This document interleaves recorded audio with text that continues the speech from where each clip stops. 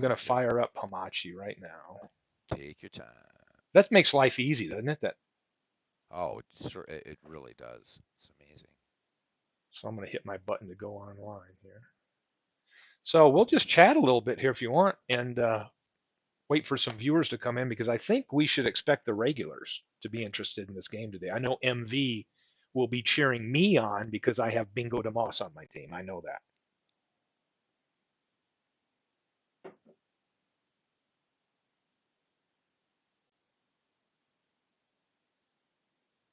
Yeah, I know he was giving me a lot of guff because I didn't. But hey, what are you gonna do? Hey, what are you going to do? No knock on Well, bingo. you came in with your own agenda. You wanted some of your favorite. I know Pop Lloyd is a favorite of yours. You wanted Pop Lloyd, and you got him. So Absolutely. Yep. Yep. Got him before Robbie Wartburg, that bum. He's because I yeah. You yeah, know that whole thing about with Hannes Wagner. yeah, oh yeah, yeah. And what's interesting Yeah. is I know you're knowledgeable of Honus Wagner and his other eras. Just if you're interested, right? Because anybody tuning in here, we're gonna test this Negro League Greats file out. We've got two teams that Beatles and I drafted on Friday. Um, but the goal is once this project's done and we have a draft league with all the Negro League players that we want, the goal is then to build Major League Great file that uses the same best 3 years. And I've already got the data for Honus Wagner, and I know he's rated at not more than just shortstop. I think I've got him rated in one of the outfield positions and first base because I know you're aware early on they used him all over the place. That's why he was a utility player because he was so good everywhere. Yep. So most utility players would just come off the bench or whatever, but they could play Wagner anywhere. So in a way, it's kind of funny that Wagner would have fit in the Negro leagues so well. We have two people in here already. That's awesome. Yeah, so I'm looking over at his line, and this is the data. I've got about 35 MLB greats between 1900 and the 40s done, so that I can get those built in the next week or two and kind of see how my system of ranking the players or rating the players matches up against what I'm doing with the Negro leagues to kind of be able to compare the two. And yeah, I got Wagner using his 04, 07, 08 seasons. He's playing short, and then he can also play first and left field. So, Tough boy, that'd be player. tough if you had So a combined team where you had Pop Lloyd and Wagner on your same team. That way, you could put Pop Lloyd at who would you short and start move. at? Right. You move Wagner around, let him play a little first. Exactly. Yep. Forever remain 90 and Robbie. Hey guys. Gentlemen, great to see you here as we're just chatting a little bit before we get Some people in. some people in. And we're even going to have a bit of poetry before the game. That's Beatles is going to really get kick us going. off with a little nostalgia and some great words of inspiration. I will peek and make sure that I've got some of the players that will show up today. I've decided that I've named your team Pittsburgh, Oh, okay? nice. Okay. And you'll notice that if we modify it here under modified team, I've got you listed as the manager. We got Beatles as the manager. I just called them the Pittsburgh Okay. Crawfords, right? Perfect. Gave you some Pittsburgh style colors there. And then I'm just making sure. I realized I didn't have Frank Warfield. Now we've got photos showing up for these, all the great players here. And my team are the New York Stars. So we Well will be done. playing in Yankee Stadium today. Of course, there were the New York Black Yankees owned by Bojangles Robinson. Yes. Stuff. He used to dance in the dugout and stuff like that. Good stuff. So yeah, the pictures are showing up great. I've got Yeah, they look great on my side too. yeah, the picture pack is here.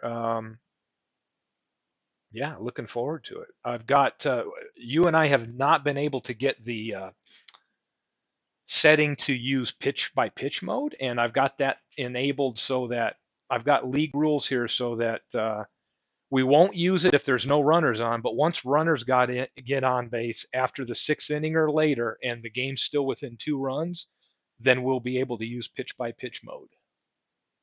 Nice. So that'll be fun. We are playing in 1930 Yankee Stadium. This game will be set. What And year? for anybody that wants to know, as I'm creating these files, I have taken, we're using these major league equivalencies where a lot of gentlemen have done work. Big Clue turned us on to that. But what I did is I've used my baseball stat subscription and all my, I call it baking, like all my baking ingredients. And what I've done is taken the Negro League team and built them as if they were um, in the National League. So what's interesting is using the equivalencies. Like for example, if we've got a player here that it's 1923 was their base year, their stats have then been converted, not just major league equivalency, but then moved and set like they were in a neutral park because we don't have any corresponding good park data for the Negro Leagues, but to the National League for that year. So if it's 1923 Negro Leagues, they're going to be converted over into 1923 National League. So just a little info behind the scenes. And again, a lot of those teams played in major league stadiums, Yes, so which is a good thing. I know that both the Crawfords and the Grays played at Forbes Field, and the Black Yankees played at Yankee Stadium, and so on. So cool. good Well, stuff. we got five I know people in here. there were a couple dedicated Negro League baseball parks, but I can't remember their names right now. I know there were a couple though. Yeah, so we've got team ready to go. If anybody wants to take a look at the rosters, here's the rosters for the Pittsburgh Crawfords. We're using the league file that has all of the note section that's usually reserved for, an HOF if they were in a Hall of Fame in whatever year, or if they were a Triple Crown winner. And we've put in the bio information for them. So all that's showing up nicely. So here's Cool Papa Bell. When you pull up his player card, that appears right down here where some of those uh, basic information used to be. I've replaced it with this. So we've got all the bios ready to go for this game. So do a little learning while we play the game. And I know Beatles is very knowledgeable. He's more knowledgeable than I am on these players. So as we add a little bit of color into the game today, hopefully there's some learning that goes on. It's always a goal for me. And we may 'Cause stick with that. Whoever's at bat calls the game. What do you think? we could do that, or I mean, it's your channel, man. Or we could just wing it. I mean, however you want to Yeah, do it. I just think it's going to be a lot of fun, it either will way. be. So, and as I've said many times, and I believe that these players, even above, not taking anything away from them, but from the 19th century, from the dead ball era, these players deserve above all to be remembered by today's baseball fans. I'm They really, really highlighting do. your team captain here. There he Um, is, the Black Hannes Wagner, Pop Lloyd, who, when Hannes Wagner heard about that, said he was honored by the comparison. Pop Lloyd was that good that when he's compared to the greatest shortstop still here today in 2023 of all time. So there's his counterpart. Interesting. So I was reading up on Bob Feller yesterday during my research on some stuff. With all the barnstorming efforts he did with a lot of the Negro League players, and it seemed like I never knew yeah, Bob Feller was kind of like a sticking it to the man kind of guy with the major leagues. He wanted to always try and go make extra money doing barnstorming, and he seemed to always be pushing the limits on the major league rules there. instrumental to Bob Feller and really. So a lot of people think of Kurt Flood, but actually Bob Feller was a pioneer in getting better salaries for players. He said Yep. these guys are off digging ditches in Indiana in the off season, and so Bob Feller was really an early voice for players. Not to take anything away from Kurt Flood, certainly, but And yeah, I don't know if MV's joined us, but I'm just going to yeah. make him the captain of my team today because Oh, he'll love that. bingo, bingo DeMoss. And he's here. Greetings from the UK. Hey, MV, I'm highlighting for my team today. My honorary captain or my team captain today is going to be Bingo DeMoss. So I thought I'd pull that card up and we could take a look at him. says, "Yes, I'm the skipper." Nice. And Welcome in, MV, mate.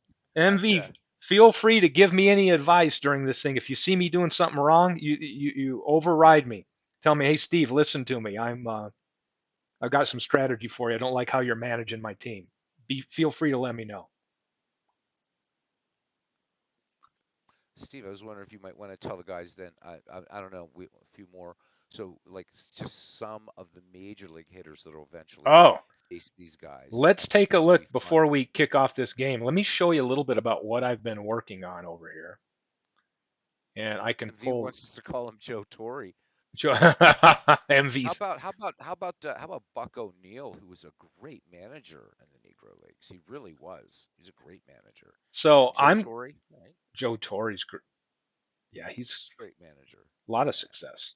York Here's Yankees. a bunch of just numbers and data that may not mean anything to anybody else, but I've started doing the same thing and getting the same approach that I did with Negro Leagues done for the Major League greats. So what I've done is stuck to 1900 to 1940s ish, because as I build these teams out, I want to put them in the game and start comparing them as I go along. So I've got 35 total done. Here's some batters, and then I got their fielding info, and then I've got the pitcher info. So I've only got 7 pitchers done here, but you're starting to see their number line here. So this is going to be fun. We've got their fielding data I'm working on, and then for pitchers, their batting information here.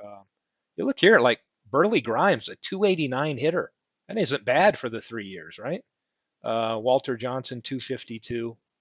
But I'm having fun with that. So I've got this information coming up.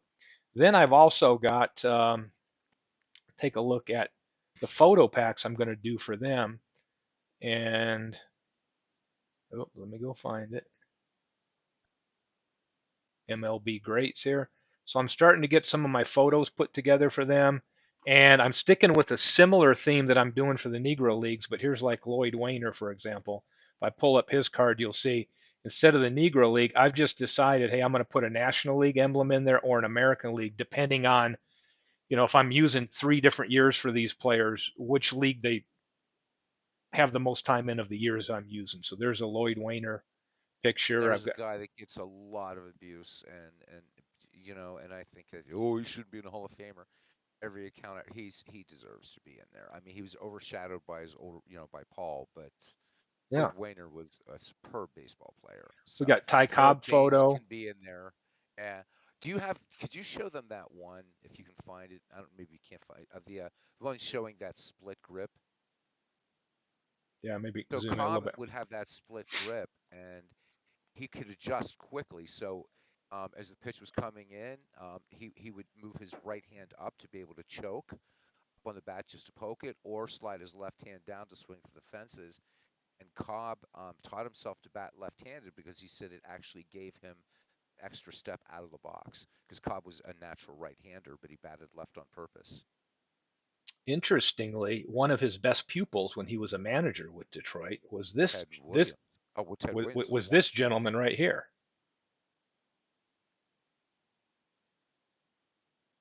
Harry Heilman. So Yeah. yeah, I've got some of these done. It's anyway, having fun with it, but I'm starting to build these along so we can have some of the greats as I go through here. Another one I know you're a fan of here. Got Frankie Frisch. Oh yeah, He's love ready to go. Flash. So got Burley Grimes, great pitcher during that time. I know Pittsburgh Oh, Stubblebeard.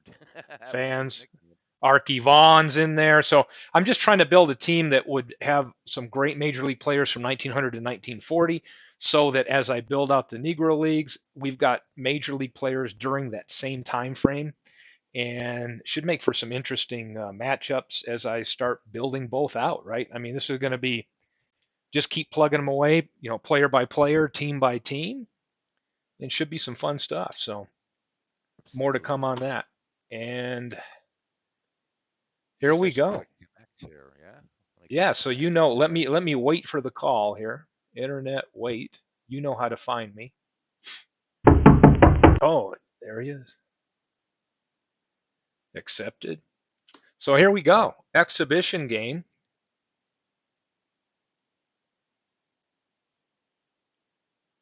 And we're going to go with home team will be me. Pittsburgh will be on the road. How about a September 1st, maybe like a Labor Day type game here? So I think that we're with all the there's big clue. I think that you might think of this just it's just a game, it's just a game. I mean I think for all the things that are going on in the YouTube, the sports gaming community, I think that what this collaboration with Steve's hard work and with Big Clue, all these things, MV and I trying, MV wanting to do something Negro leagues, and I've wanted to. This is something I think it's going to be really important to right. It's going to highlight players that have never really been highlighted. I think to any extent in the sports gaming community. So I'm just so happy to be This is part of it. it's going to be fun. And here's what I'm just trying to do a little learning along the way. Here's one thing, and I don't pay attention to this a lot too. Right when we look at the game we're going to play, you can see that we're playing in Yankee Stadium 1 1930, and it's showing me what that ballpark data is. So you can see how 1930 Yankee Stadium is going to affect this game. It's going to limit right-handed batters, right? It's going to knock by 23%. It's going to reduce right-handed batters home runs. It kind of sucks from you with Josh Gibson, by the way, Beatles. I'm just going to say. Hmm. Left-handed batters, however, are going to get bumped up by 25%. Yeah, that And then, short right field porch in old Yankee Stadium, huh? yep, the batting averages will get dropped a little on base hits. You can see doubles will get suppressed about 20% equally, and triples are going to go up a little bit. But what's fun is if you play this game, it's going to bring in the year you're using that stadium, and it'll display for you here those ballpark factors so you can see. Of this game. Clue says we have a real sport to watch this afternoon. Amen. And you will be coaching your team. So let me take a look. All right. I'm going to announce my pitcher. You know who I'm pitching. And you know who I'm pitching. Yeah, I believe we'll be going up against the strikeout machine, Satchel Paige, today.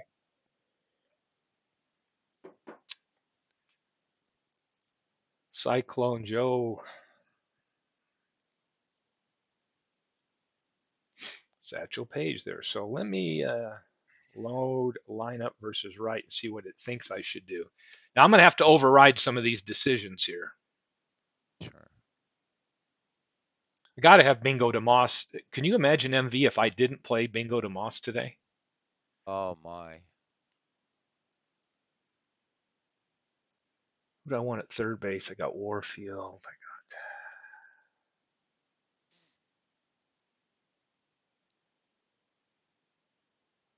Ignore the Oregon Look at this. Giants. They got Put Oscar Pronouncio's Charleston on got the a bench. You got to be kidding me. Okay, who do right. I want in left field? I got a lot of these guys can play a lot of different positions. Turkey Stearns has to be in left field. I'm kind of gonna manage my team almost like a sort of like an all-star game because Yep. I want to put some of these players in just because. I mean, I've got Ray Dandridge still on the bench, Martin Diego still on the bench, um, Louis Santop still another Hall of Famer on the Mm. bench, Bullet Rogan on the bench. I might have Buck Cristobal Buck Toriente Leonard. on the bench. Oh, whoa, no. We're not having Buck Leonard sit out. He's starting. Oh yeah.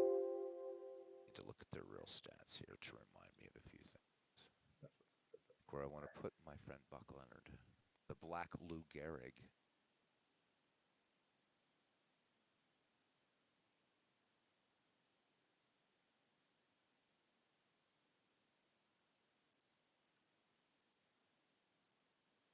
Hmm.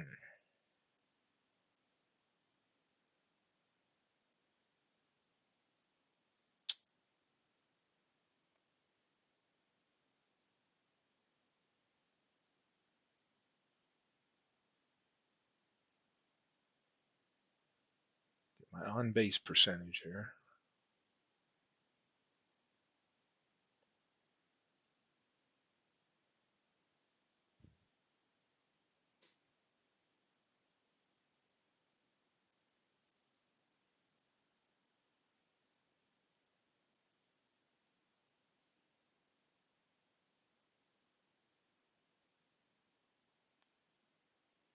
A lot of thought. Look, we're both quiet. Is we're Yep. It's like a game of chess here. I know I'm batting Leonard since he was called the Black Hannes or the Black Lou Gehrig. I'm putting him in Lou Gehrig's spot, and Lou Gehrig's spot in the would be in the Yankees lineup. So why not? Okay. All right.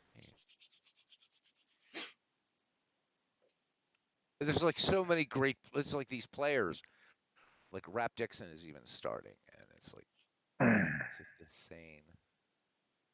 I know. I'm like you. It might be an all-star game. There, people might get some playing time today. Oh yeah, absolutely. Hey, there's midlife crisis. Well, appreciate you guys if you're pulling yourself away from F-ball or you're watching F-ball and this. This is awesome. So welcome in Steve's channel in Yankee Stadium. Yeah, I finally figured it out. I think this is who I'm going to go with here. You ready to rock? I am. All right, and so am I.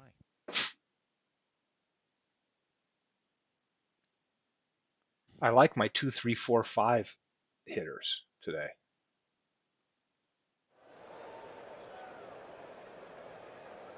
Wow. Play ball. I'm going to Steve, go up. it's your house. You ought to at least read the opening thing here, right? Yeah, you ain't kidding Then here. I'll do the I'm little just. poem, and then we'll rock on.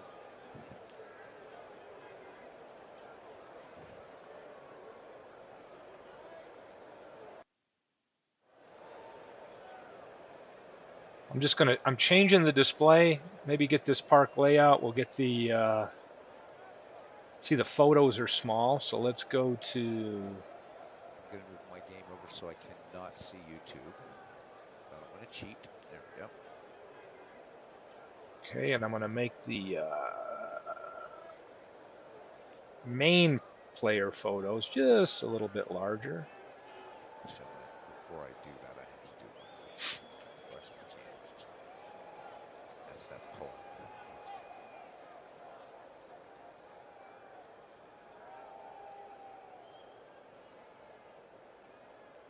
Welcome, welcome. Here we are, Yankee Stadium, September 1st, 1930. We've got the couple of draft teams at play here. We've got Cyclone Joe Williams on the mound for the home team, welcoming in the Pittsburgh Crawford team here, managed by Beatles, who's going to have Satchel Paige on the mound today. So this should be a good matchup. And I'll let everybody know afterwards, but I haven't played these teams other than yesterday. Out of curiosity, I put what I thought would be our starting lineups together and the pitchers in a neutral park, and I ran an autoplay. And I'll wait and reveal what the results of that autoplay were afterwards, so we can see how well this game played out. But it's All going to right. be a good one. It's gonna be a good one. So I thought I would start this out though. This is a poem written by Samuel Washington Allen, and this is an amazing poem. It's actually quite famous, and it's called "To Satch." Here it goes. Sometimes I feel like I will never stop, just go on forever. Till one fine morning, I'm gonna reach up and grab me a handful of stars, swing out my long, lean leg, and whip 3 hot strikes burning down the heavens, and look over at God and say, "How about that?"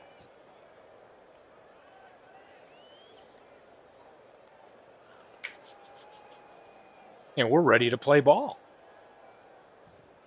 Hope you guys enjoyed that poem. Beatles, you want to take the play-by-play? Why don't we do? Let's try it out. We'll call play-by-play for our teams when we're up to bat. All right, that works for me. But it's your home. You should do the little opening banner there, yeah? Yeah. What am I missing here? The welcome to Yankee Stadium. Oh well, hey, welcome to Yankee Stadium. Let's see what else I can do. I'm not the play-by-play How about kind I'll of do it kind of for thing. you? You Welcome do to it. Yankee Set it. Stadium for today's game between the Pittsburgh Crawfords and the New York Stars. Satchel Paige will take the pill for Pittsburgh, and he will be opposed by Cyclone Joe Williams for the Stars. Game time temperature is a nice 80 degrees. Wind speed 5 miles per hour in from left field, and not a cloud in the sky. And the man in the blue says, Play ball. all right. Leading off, center fielder Cool Papa Bell, fastest men ever to play baseball. And it was said that Cool Papa Bell once hit a ball. By the time right before he got to second, the ball that he hit him on the ass, and he was called out. So Cool Papa Bell stands in 306, average 10 home runs, 81 runs batted in, and crazy speed. Cyclone Joe Williams sets and fires to Cool Papa, and we're ready to go. And just like that, a strikeout? Wow. So Cool Papa Bell he's gonna sit down, take some pine. All right. Got thrown out on a curveball, looks like. Yeah. So Smokey Joe dropping the hammer, right? All right, left fielder Willard Brown, 335, 15 home runs, 99 runs batted in. This game is going to be a lot of speed versus power. Pittsburgh drafting more of a speed team. York going for the big lumber. Williams peers in, has the sign from the great Josh Gibson called the Black Babe Ruth. Williams into his motion. Here's the delivery, the 0-1 pitch. And Brown sends this one down the line to left. Turkey Stearns in the corner and makes the running catch. 2 down. Stearns covering a lot of real estate here in this big ballpark. Here is Heavy Johnson. Heavy Johnson might not be known for his fielding, but definitely known for his stick. High average hitter with some power, too. 365 with 19 home runs, 116 runs batted in. Stepping in to face Johnson, the righty, digging a hole there on the right side of the box. Williams fires and lets it go. The 0-1 delivery. Johnson sends this one to center field. Oscar Charleston, premier center fielder, backpedals on that and makes the grab. So no runs, no hits, no errors, and a half inning gone. And it's Pittsburgh nothing and New York coming to bat. And you know what's interesting is I may pull some player cards up as we go through this game. I can tell you we've got Jelly Gardner right here leading off. And, oh yeah, I'll have to wait for you to pitch. I'm sitting here trying to outdo myself. I don't want to knock us out by me hitting the same buttons, but at some points during the day here, we may pull up and talk through some of the player bios. This game with 263 strikeouts. Yeah, so bottom of the first, we've got Jelly Roll Gardner leading it off for the Stars. And here's the pitch from Satchel Paige.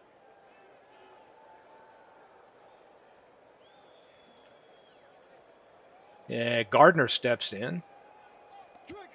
And just like Cool Papa Bell to lead off that inning, strikes out.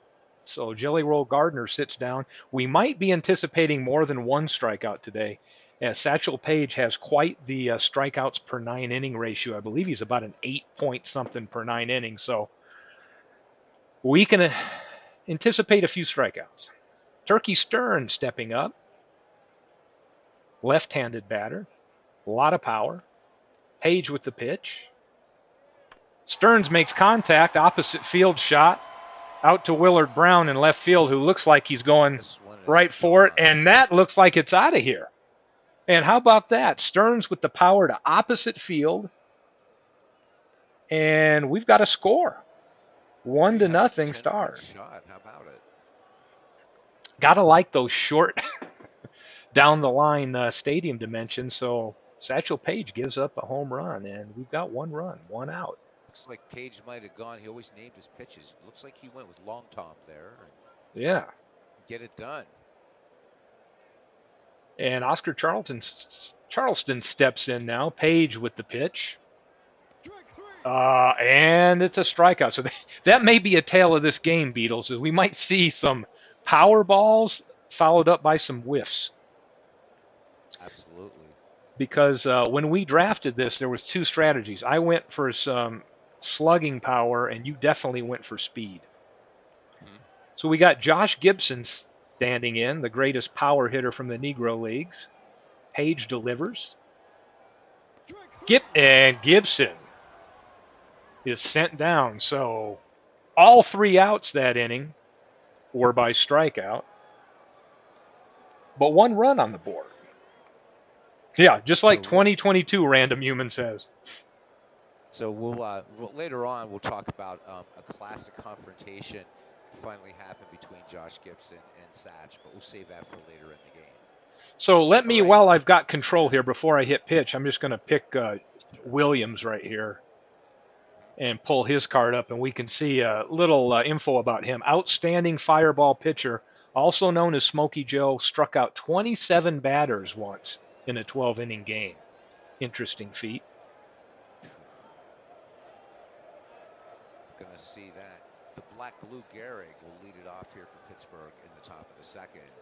Flutter will be followed by Mackey waiting on deck. So Leonard coming into this game hitting .328 with 27 home runs, 123 runs batted in. Yes, I do have a little bit of power in the lineup as well. Williams peers in, has a strikeout in this game thus far, sets and fires the 1-2 pitch. And hang up a K for Williams. That is number 2 here for him. Here we go. All right, here's catcher Biz Mackey. Biz Mackey with a .323 average, 12 home runs, 99 runs batted in. And Williams with the leg kick and the 2-2 pitch. And this one punched up the middle. Bingo DeMoss up with it and over to Mule Suttles, who makes the stretch. Suttles juggling the ball, and Mackey aboard. Call that one. Oh my goodness gracious, that's an E3. Suttles having trouble getting to that ball. So Mackey, pretty good speed getting down the line as well. It may be that the throw was rushed to first. And, you know, right. I know MV's in the stands, and he's like, hey, Bingo DeMoss made a great play. Hang on to that ball. He's not happy with Mule Suttles for dropping that ball, guaranteed. And I'd like to notice, Midlife Crisis has apologized, not wanting to be rude, but he's grocery shopping. So let's talk about being alive and loving this baseball sim in 2023, where this poor guy's out grocery shopping, but can still listen to the game. That's technology. That is technology. Gotta love it. All right, second baseman for Pittsburgh, George Scales steps in. .312 average, 14 dingers for him, 86 runs batted in. Biz Mackey at first, not the fastest on this team. And Williams wheels and delivers. Scales takes strike 1. I love Forever Remain 90s. Like he's looking at our ballpark layout. He's wanting those strike calls to be a little bit more over the plate. So I'm gonna have to experiment. He's saying move the catcher to the right a little bit so it looks like it's over the plate.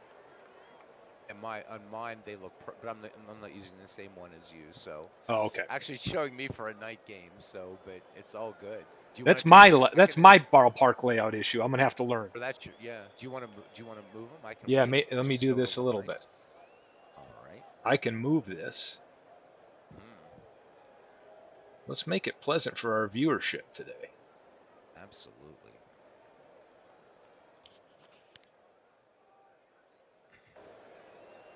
Let's see if that's any better.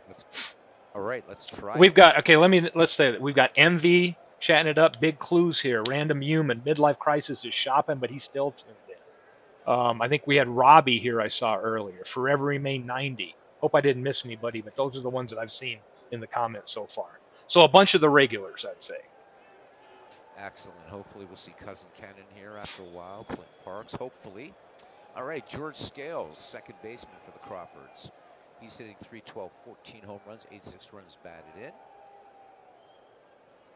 And let me see. Every once in a while, I'm also going to go to these player cards when I can. And that's usually like now, because some of these players you're not, maybe a lot of you guys aren't going to know about. So it might go a little bit longer, but he was a great player and manager.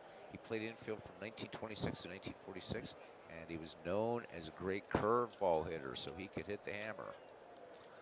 All right, Williams with 2 strikeouts in the game thus far.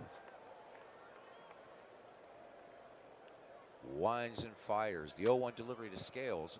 Scales sends this one up the middle. Willie Wells, great range at short. Scales will make it to first. Excellent speed. So Scales aboard thanks to the fielder's choice. Mackey retired.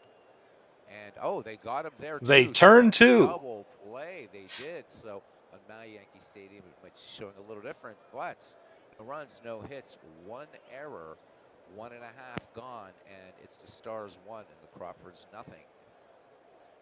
Got that 1-0 lead. Here we step up.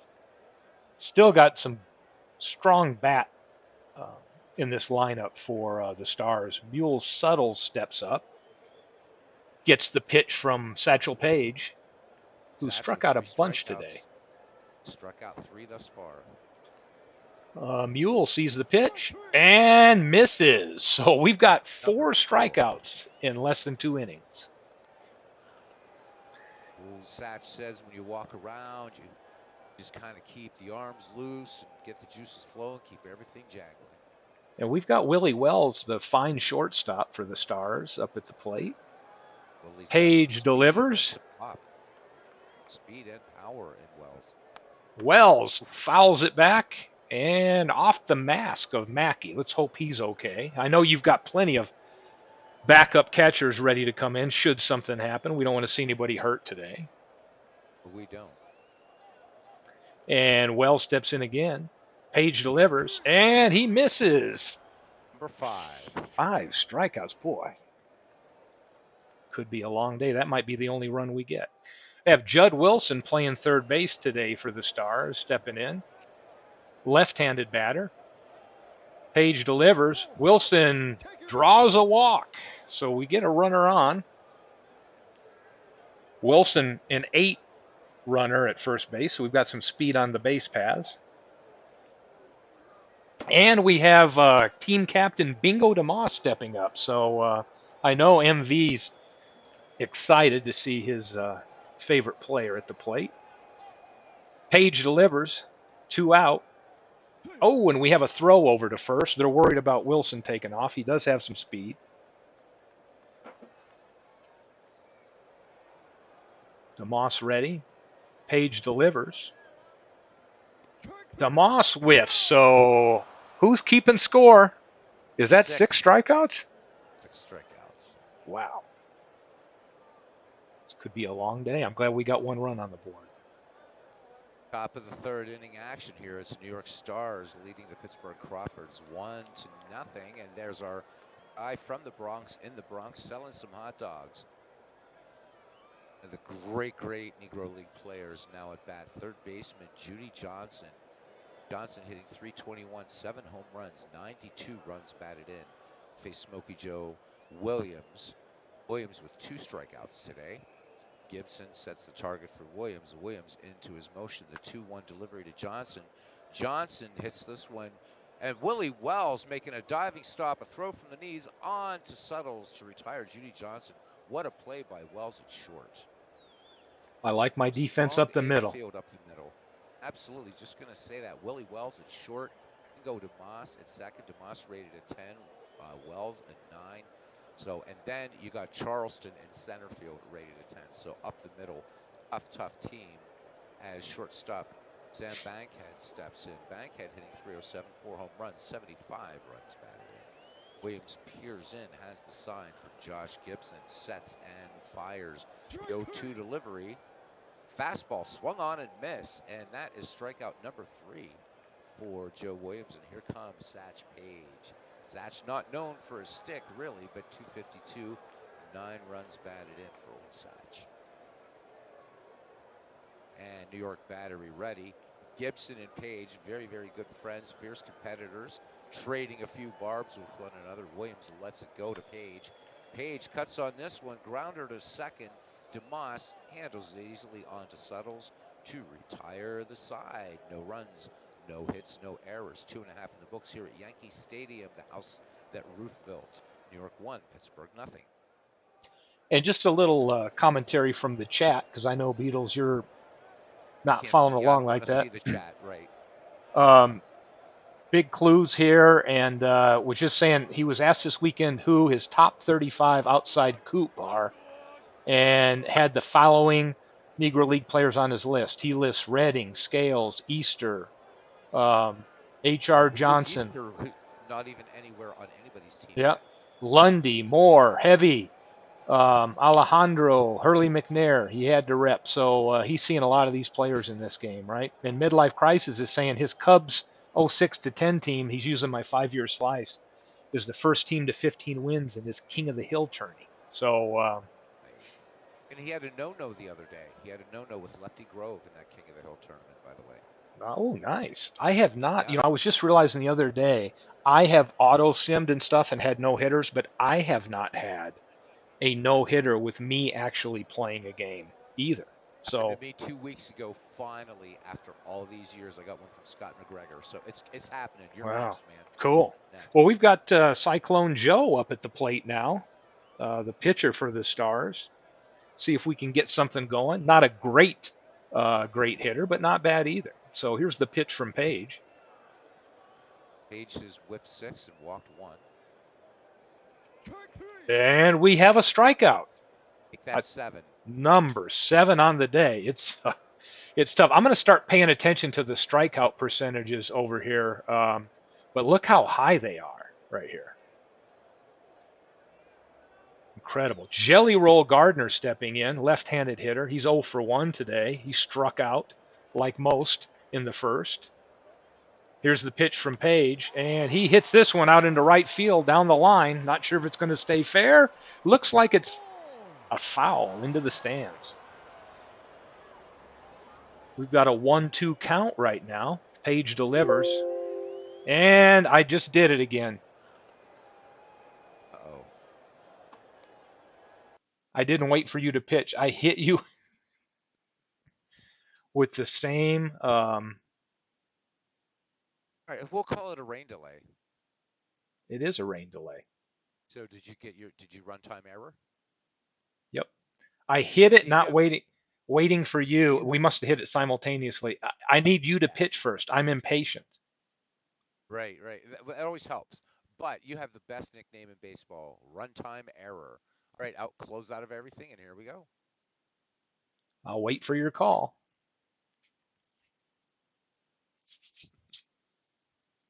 It's awesome. I love it.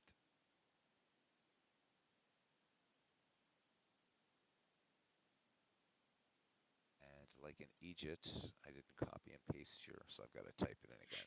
Oh, you're Sorry. going manual. Yeah, well, that's because I forgot. I wasn't thinking.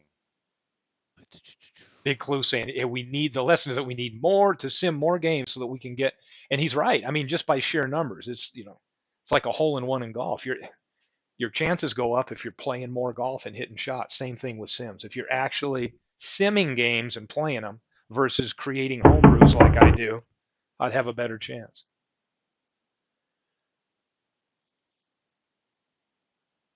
Here we go. Let's resume. Let's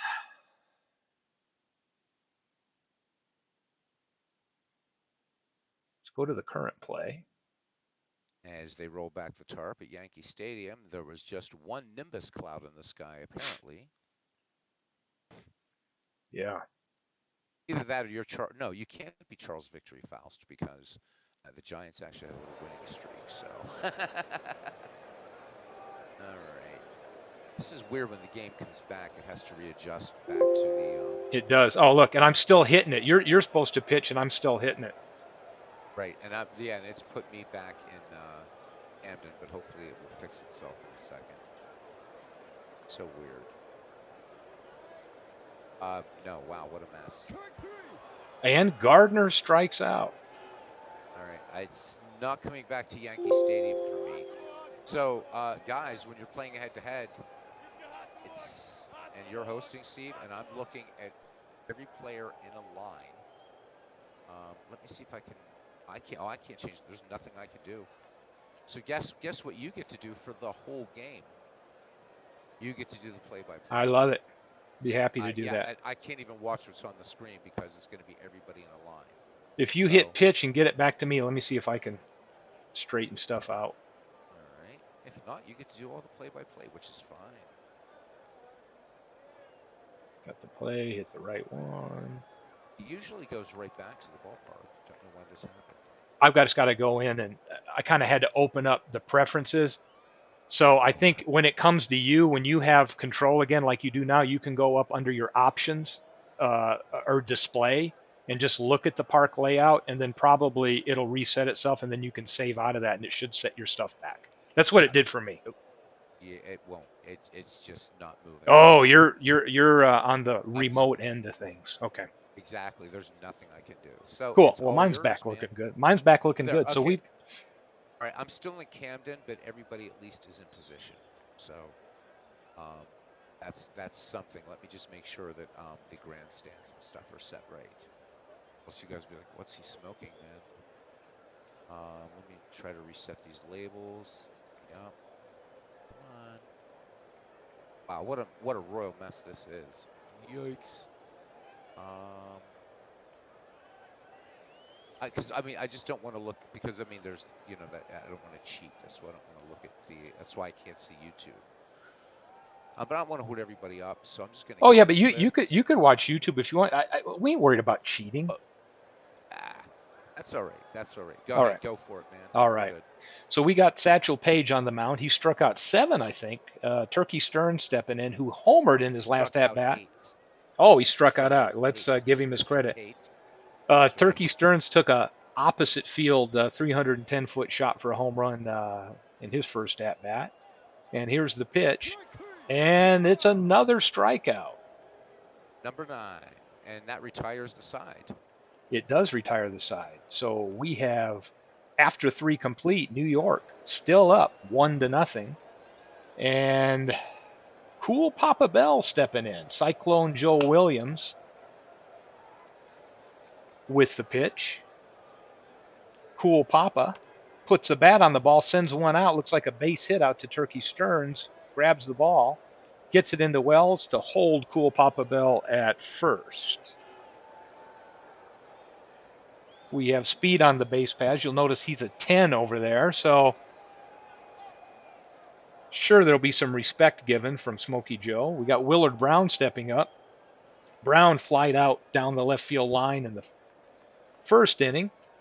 Here's the pitch from Of course, Williams. Gibson, a strong arm behind the dish. And we have a ball. Cool Papa over there. Here's the pitch from Williams. Goes with the pitch out. Nothing going. Now 2 balls, 0 strikes. Here's the pitch, and we get a strikeout. Willard Brown's down on strikes. Oh, not down, just a strike.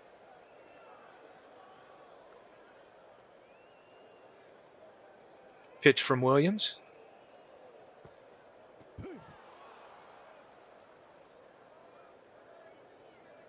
And the steal. And Cool Papa makes it into second with his first steal. This is distracting because since this ballpark that I'm looking at isn't set up, Cool Papa Bell actually ran into the left field stand. Hey, So, mine look. but I have to be able to see the strategy, so that's fine. It's all good. It's all good. This is funny.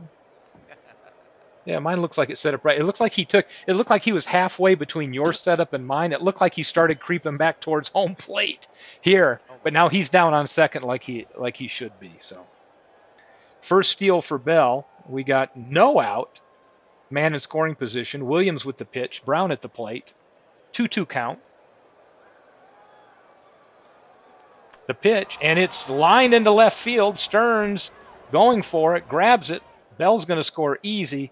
And here's the throw in to Wilson, and Brown is at second with the double. No hitter broken up, and we are tied. Heavy Johnson, heavy guy with a heavy bat, coming to the plate. Tie ball game, no out here in the top of the 4th inning. Williams with the pitch. And this one is lined right to Wells. Wells makes the grab, and we have one away. Yeah, I'm seeing some odd stuff since Hey, Arnold's here. Hello, Arnold. I'm seeing some weird stuff since we had to shut down and come back on this one too, where it is some little weird things with the field display, but hopefully it'll fix itself. Buck Leonard steps in now, left-handed hitter. Black Lou Gehrig. Struck out in his last at bat. Runner on second. Williams with the pitch. And this one's right back up. Wells, great range, makes a great play. Throws it over to Suttles. And we have an out. Brown moves over to third base. Yeah, I'm seeing my markers are a little wacky here. But yeah, it's weird. Two great plays by Willie Wells stayed short for the New York Stars. Yep, I'm going to go in and take a peek and do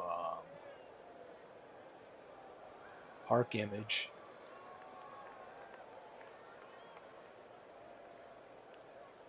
Change it over to, it's the same park, but just another copy of it. See if this just changes things up a little bit. So Smokey Joe, we got 2 out, runner on third, Biz Mackey up. Here's the pitch from Williams.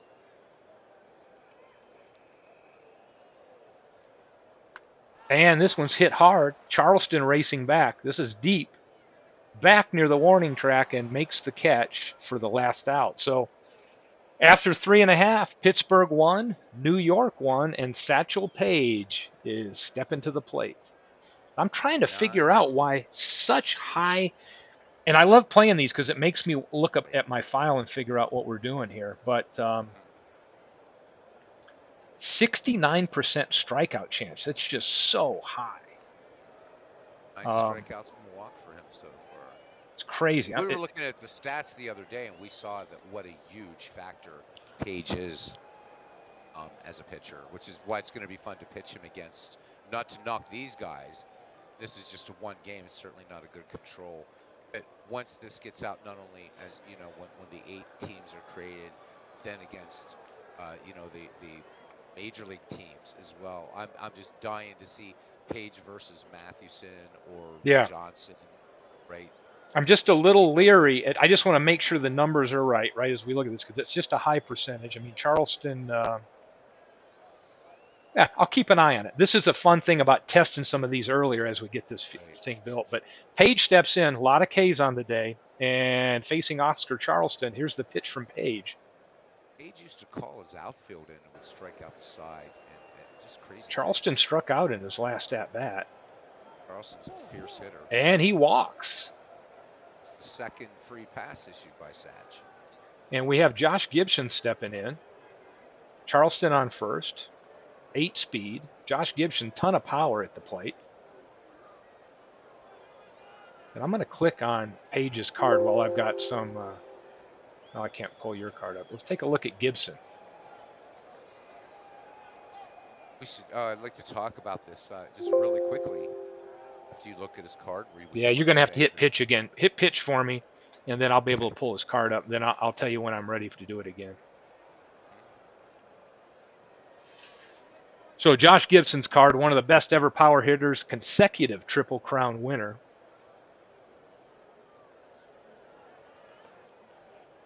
So Josh Gibson and Satch Paige at one time were teammates and great battery and great friends. But Paige said one day, big man, we're gonna settle the score, and Paige would go on to the Kansas City Monarchs, one of the storied teams in the Negro Leagues, and Gibson with the Homestead Grays. So another great team, Pittsburgh being a very, very strong. Anyhow, so Gibson comes up. Page walks 2 batters in a game to get to Josh Gibson. Intentionally walks him. Right? Gibson comes to the plate. Right? Page calls time. I mean, this actually happened. Page calls time. The trainer runs out with some sort of carbonated concoction, whatever it was. Page takes a huge swallow of this stuff and belches, and apparently, by all accounts, you get it all over the ballpark. He says, now I'm ready. And he tells Gibson what's coming. He said, I think I'm going to give you a long time. Bam, strike 1. Now here comes the hesitation pitch. Boom, strike 2. Right, Page waiting, and then strike 3. Perfect timing. You couldn't have called it better. Page struck him out. 3 straight pitches in that game. 10th strikeout for Page in the game. So wanted to share that. But these two hopefully wanting to make it to the majors, just 3 months shy of Jackie Robinson playing his first game with the Brooklyn Dodgers. Josh Gibson would die of a cerebral hemorrhage. Satch would go on in 1948 and was named Rookie of the Year in 1948, starting with the Cleveland Indians, and posted a hell of a record and played, I believe, until 1962. And here's the pitch from Page. Mule Suttles steps in. Suttles struck out like many of his teammates have in his prior at-bat, and he strikes out again.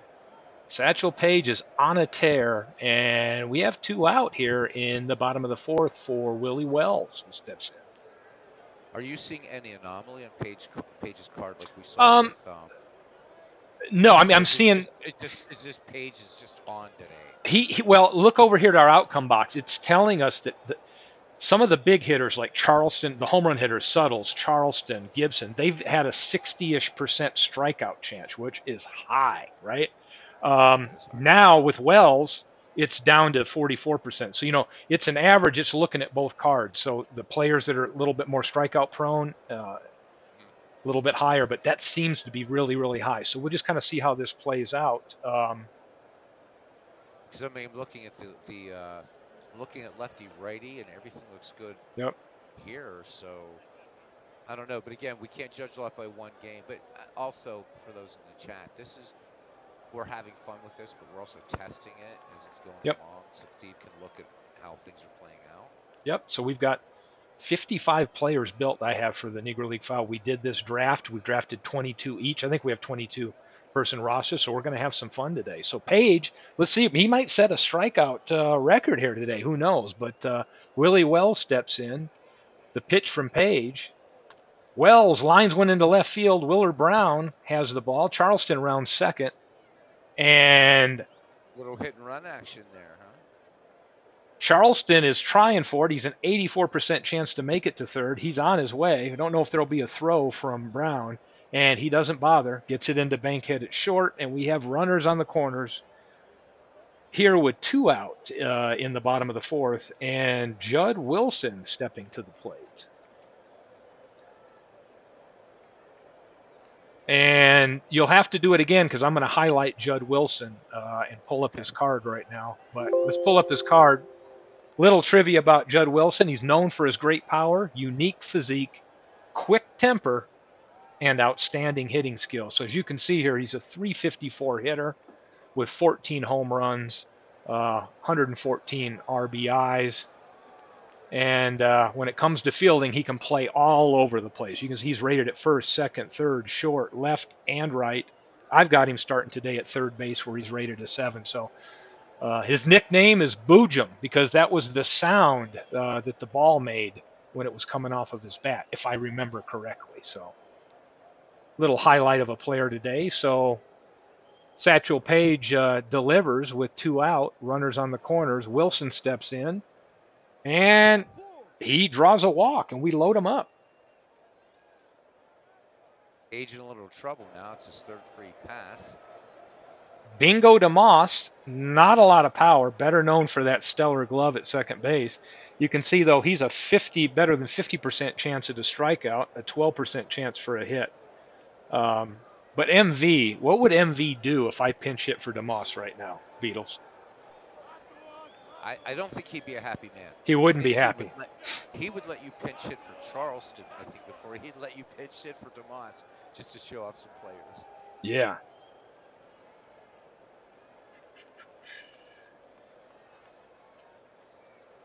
So, what to do? And here's the pitch from Page. DeMoss swings and strikes out. Number 12 for Satch. No runs, 1 hit, no errors. After 4, we still have a 1-1 game between Pittsburgh and New York, and we have George Scales stepping up.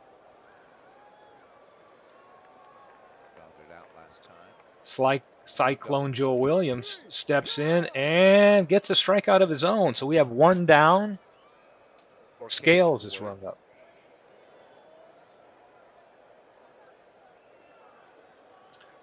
Williams delivers to Judy Johnson. And we have Johnson Little small ball. What do we got? I see the ball going all over the field on this end. Looks like Yeah, Gibson. here too. It's a mess. Gibson threw it to first, went out into right field. Johnson is safe at first, and Gibson commits the error. Looks like Judy Johnson laid down a really nice bunt, put the pressure on the defense. So we have Judy Johnson on first, one out, and Sam Bankhead coming up. The pitch from Joe Williams. Oh, and we had Johnson moving on that pitch. And we have a 2-strike count now. Bankhead at the plate, Johnson on first. Here's the pitch. And we get a strikeout. Now we have 2 out, runner still on first. 1-1 ball game. And we've got the pitcher, Satchel Paige, up at the plate, who is, let's see, a 252 hitter. Here's the pitch. Ooh, looks like we have a throw down to first. And Johnson's back. Looked like he was had a big lead there. Gibson fires down. Joe Williams with the pitch. Satchel Paige gets the bat on it. Wells with great range grabs it easily over to Suttles for the out, and that will end the inning. Nothing across in the top of the 5th. After 4.5, we've got a 1-1 game. Big Clue's giving me, he says, you didn't pinch hit for DeMoss? Tisk, tisk, he says. Hey, I thought about it, Big Clue, but my honorary captain, MV, who's helping me coach this game, our team captain's Mingo DeMoss. He's out there for his great field. I just thought it was a little too early to start pinch hitting for him. So now we have the pitcher up at bat, Joe Williams. Page with the pitch. Yes, I know my pitcher's about to hit. I've got that warning turned on. And Williams sends a ball right back up the middle. Scales can't get to it, and he is on first with a leadoff single here in the bottom of the 5th. So base hit for New York in this game. Yes. Nice play. Page steps in. Gardner steps to the plate, lays down a bunt. Mackey's got one play, and that's to first, and Jelly Roll Gardner moves Williams over to second base. So we've got a runner in scoring position, 1 out here in the 5th. Turkey Stearns, the left fielder, comes to the plate. He has hit a solo homer in the 1st inning and struck out in the 3rd. And if we look here, Beatles, you can see that he's a power hitter, along with Page's strikeouts. He's a 68% strikeout chance. Very high. And sure enough, he struck out. Arnold Hunter says he has just grabbed an adult beverage and he's ready to enjoy the rest of the game. That's awesome. Welcome in, Arnold. All right, that's strikeout number 13 for old Satch. And we have Oscar Charleston stepping in. Here's the pitch from Page. Charleston strikes out, and Page again uses that power pitch to get out of the inning. After 5, it's still 1-0 or 1-1, and we have Cool Papa Bell, one of Beatles' favorite players, at the plate. Turn out the light, be under the covers before the room got dark. That was said also about him. So many years before people talked about Muhammad Ali's punch being that way. Here's the pitch. Cool Papa looks like he sends a dribbler down the third base line. It's foul. 2 strikes now. Looks like I should have had the infield in maybe, or the corners in at least, but we've got 2 strikes on Bell. Williams with the pitch, and Bell strikes out. So we've got 1 down. Joe picking up K number 6. Willard Brown at the plate. Brown flied out to deep left in his first, doubled in his last at-bat off the wall and scored. Here's the pitch from Williams. Brown sends this one out. Turkey Stearns looks like he's going to make a play and grabs that ball for out number 2 here in the inning. Heavy Johnson at the plate. Joe Williams delivers. And we have a strikeout. So Williams Number 7 for Williams. gets out of the inning, and you can see Josh Gibson coming to the plate. And if we look at this outcome box, that's one thing that's making me wonder. I know how good Page is. Oh, yeah. With his, if we take a look at this, right? His Ks per 9, 8.4, super high. Can't wait to see him pitch against Rube Waddell, one of the all-time Oh, strikeout. I know. And just so you know, I have the data done for Rube Waddell, too. So he'll be one of the first players I get created. Oh, my God. What a matchup that would be, Page and Waddell. Yes. So go ahead. Oh, no, go ahead. No, I had a fleeting thought, but no, go ahead. Good. Oh, no, I was going to say that Gibson stepping in with some power. This is a premier matchup. We look at this card, you can see there's a 6% chance of a home run here in Yankee Stadium in 1930, and 60% to K, right? And Gibson, you can see on his line here, has I'll pull him up a little bit later, but he's probably got in the 80s strikeouts, and then you've got Page with that incredible 263 strikeouts in 283 innings in a league where the league average for strikeouts was nowhere near what he was able to do. So he really stands out. Here's the pitch from Page. Power versus power. Josh Gibson strikes out. And the fans aren't liking that. Mule Subtle stepping in. He's also in the 60% strikeout range. Power hitter. He has struck out twice against Sanchez game. That's been the name of the game so far.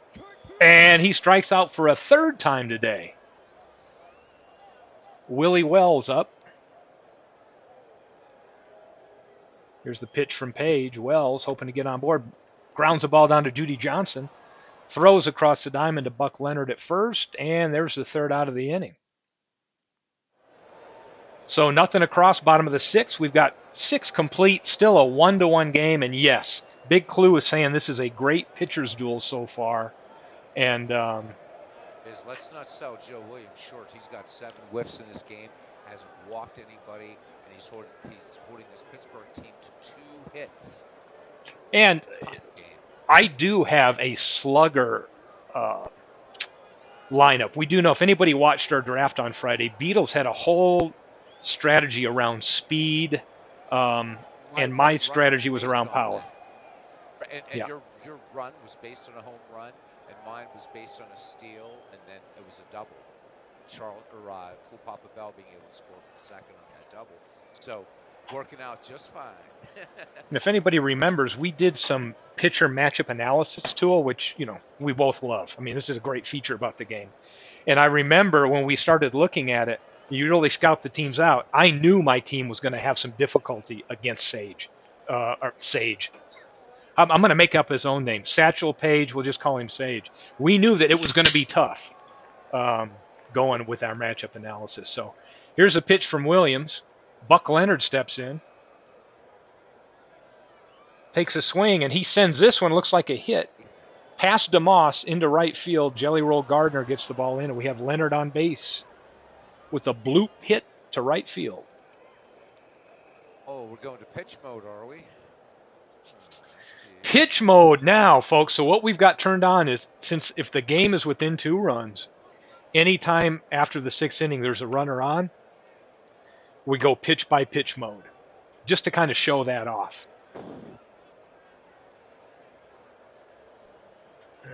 Here's the pitch from Williams. And we've got a called strike. Inside corner, strike 1. Leonard over on first, not really considering him a high probability to steal, but you never know. Here's the pitch. And we've got strike 2. Swing and a miss. I love pitch by pitch. Mackey makes contact, sends this one a high fly ball at the Stearns and left. Stearns juggling the ball. Oh boy, what do we got? And he held on to it. Oh, making me nervous here.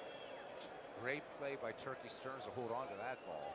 Yes, really great place. We got one out You know, I here. think it twisted in so that wind coming in left center, Steve, at 8 miles per hour. So I think that one twisted on Stearns. So good job hanging with it, huh? Yeah, and I would like to call out, what a beautiful day. Sunny skies, 8 miles an hour. Great September 1st day here in New York. Joe Williams with the pitch. We've got Scales stepping in. Scales has grounded out and struck out on the day so far. Got a called strike, a swing and a miss. Well, I guess not a called strike, a swing and a miss. Williams with the one pitch. We've got a ball popped up. Gibson looks like it might be under it. I don't know if this one's going to stay in.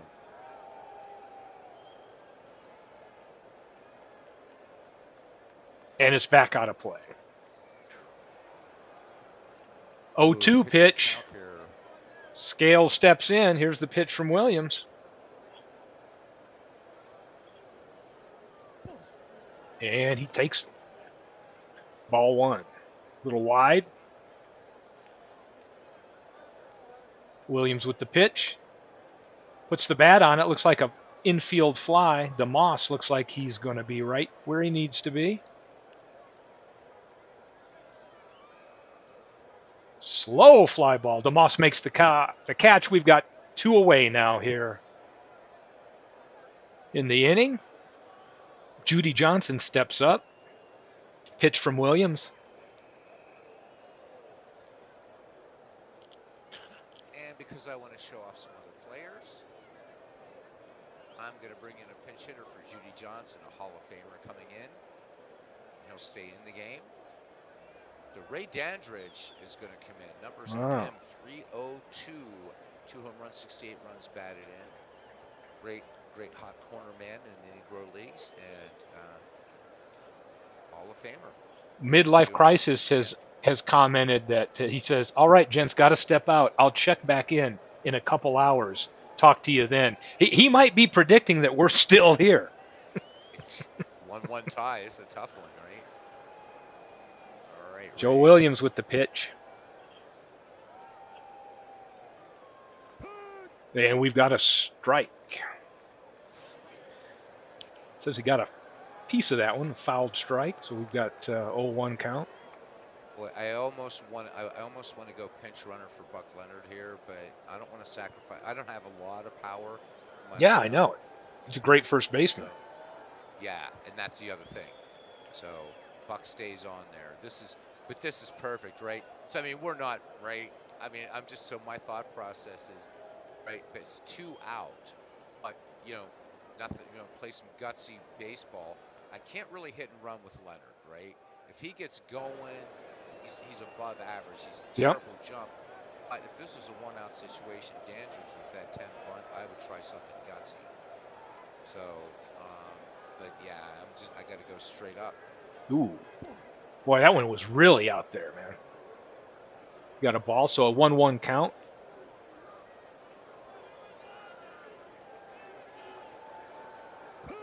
Ooh, a strike. Chased that one out of the zone. So we got a 1-2 count. Williams throughout this game, it's been pitcher's count pretty much all the way for him. He's pitching so effectively. And we get a ball. 2-2.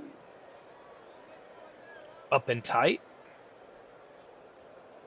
Come on, Ray. Williams with the pitch. Looks like it's coming inside. And that one definitely looked like it was off the plate.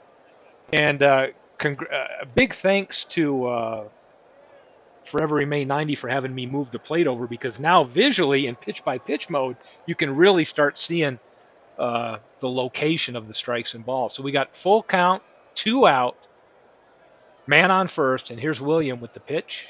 Williams with it. Dandridge takes a cut, and he sends this one, a hard hit ball out into right field. Jelly Roll Gardner with the catch, and that will take us to the 7th inning stretch. 1-1 is the score.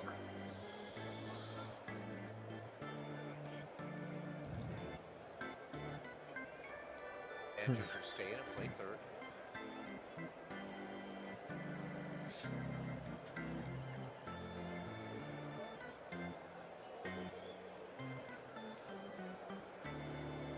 And Judd Wilson in at the plate, waiting.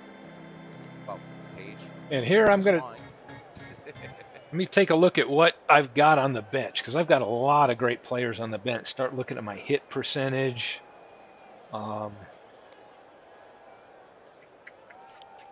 Look at the K percentage. Gosh, it's so high because I have a lot of power hitters on this team.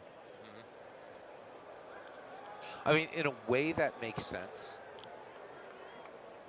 I mean, you would have some power hitters that didn't strike out a lot, but not that these guys, No. but two prime examples of Willie Stargell and Dave King. Again, not in this era, but I mean, these guys are either going to hit it 3 miles, they're going to strike out such to cause a typhoon inside the ballpark. Yep.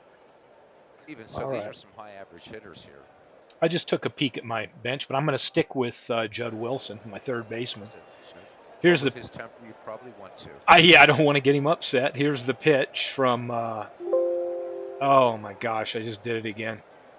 Beatles. Are you serious? Yes. We all love Steve, guys. So it's another rain delay moving here in New York, despite clear skies all the way up to Boston. All right, I will exit out again.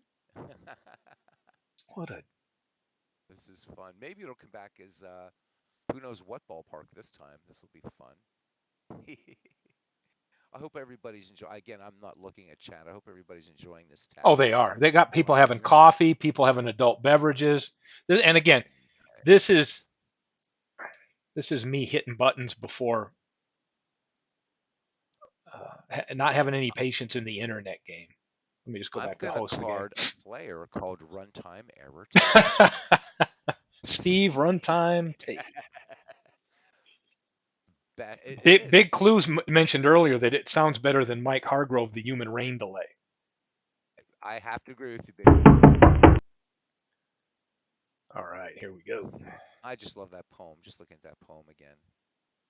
I mean, I've never read 8 lines so inspired as that.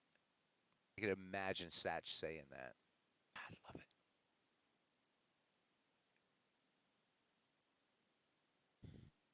As we're getting ready again, I think what's important, I think we all know this, is we're watching these great players, so to speak, and just remember the reason why, we never saw these guys is because of prejudice. And, Can you hit the pitch button for me? And then I'm gonna get the field set up. Okay. So we're back to right. So we got to keep Ray Dandridge in as we. All right. So Dandridge will stay in third. Okay. Yep. Oh, I cannot look at that. Oh, that's so weird. All right, just got to look away. Go ahead. Look away. I'm hideous. Okay. I got everybody standing in line again. I don't know why this time it's not realigning everybody. That's weird. Oh yeah. Okay. Anyhow, enjoy. You're doing a great play-by-play. All right. So select pitch. My pitcher. Where the hell is he? Select pitch, and then I should be able to have the control to. Thank you, because right now Satch is sitting in the left field stands. Here we go. We need to maybe let Dave know about this. There, I'm back. And then now that I've got control, now hit pitch again. I'll go back in.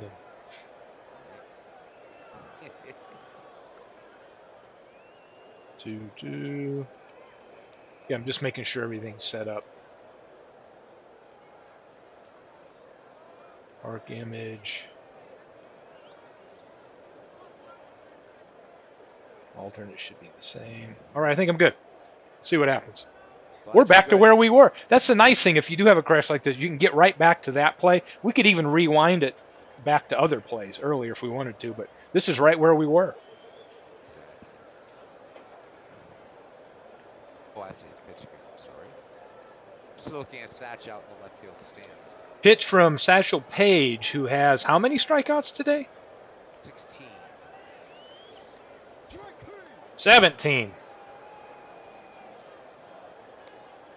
And down he goes. Now we got Bingo DeMoss, the inspirational leader for this this team here. With twice against Page. So funny. And he lays down a bunt trying to beat it out. And Biz Mackey with a great play jumps on it, gets it down to Scales, who was covering, and DeMoss tried to lay down a little bunt hit and didn't get away with it. So I got Joe Williams up. Boy, he's been pitching such a good game for me. I think I'm going to let him hit. So here's the pitch. Yep, I know that. Pitch from Page. Williams steps in. He sends a ball out to right field. Heavy Johnson is back for it at the wall and makes the catch. No runs, no hits, no errors. We've finished 7, and we have a 1-1 ball game. Sam Bankhead coming to the plate. Sam has struck out twice. Joe Williams' pitch count, very easy, 89 so far. Page's pitch count a little higher. Yeah, Williams with the pitch. Bankhead draws a walk. So now we should be going back into pitch mode because we have a runner on. So we are in pitch mode. Be weird because the way this is, right? Because players are not like anywhere where they should be. I've got to kind of visualize what's going on here. This is so weird. Hey, if you show you guys the screen, it's funny.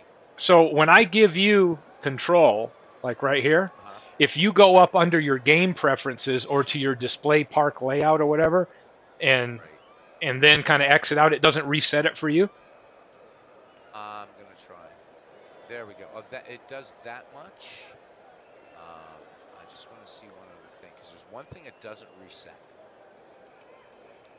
Yeah, it does not set. So I'm going to try resetting these labels. Yeah. And it just, oh my God, it messes it up even worse. So just cancel it. Okay, so the player's in the right position, but it doesn't know where the grandstands are or anything like that. So okay, that's fine. That's fine. At least I can see where we are.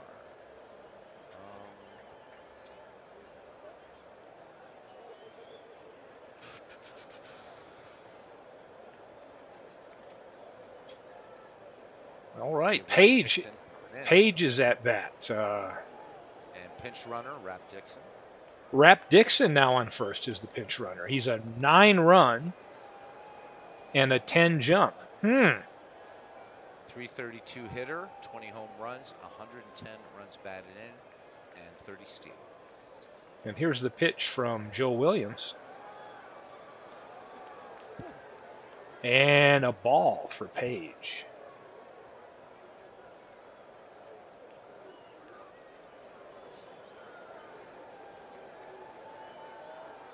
Field looking bunt. And here's another pitch, a little outside, missed low, ball 2.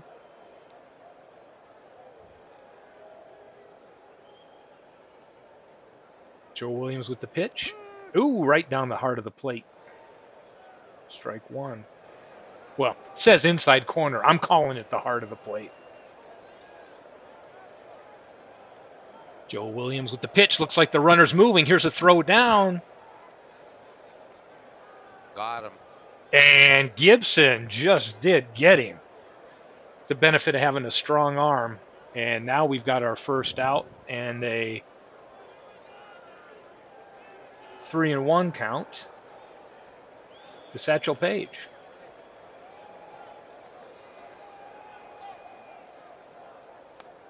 Here goes a fly ball. Charleston looks like an easy catch for him, and he makes that catch.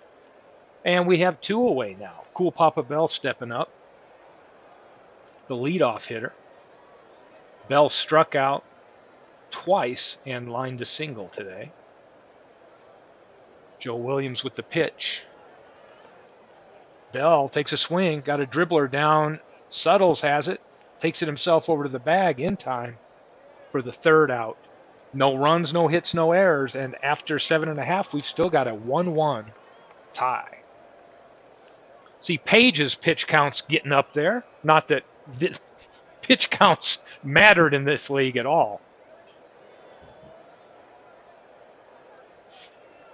And it looks like we have a substitution now, a shortstop. Rap Dixon was the pinch runner last inning.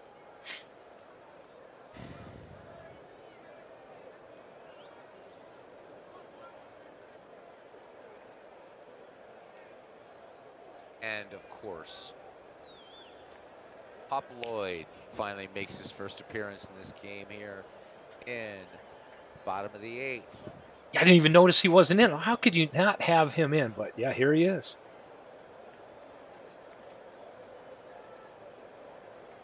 Yeah, you're going to pitch. I'm going to look at a. It's time to bring in some players here myself. Bring into my own pitch hitter. Cristobal Torriente is coming in for Jelly Roll Gardner to come in. You'll notice here he is a 370 hitter with 12 home runs. A lot of extra base power. Here's the pitch. Torriente sends a shot into right field all the way to the wall. Here comes the throw from Johnson. And it looks like a leadoff triple for Torriente.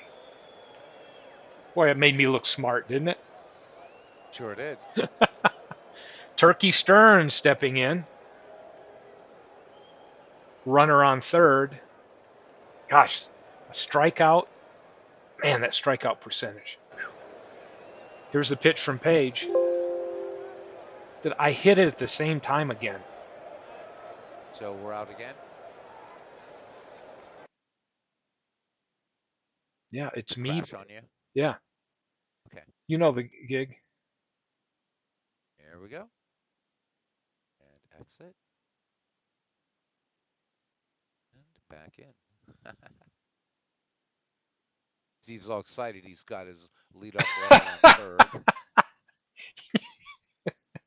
I got my leadoff runner on third. I'm so excited to try to do something. I wish I had a player that had a lot less than a 60-some% strikeout. Though that's what I really wish.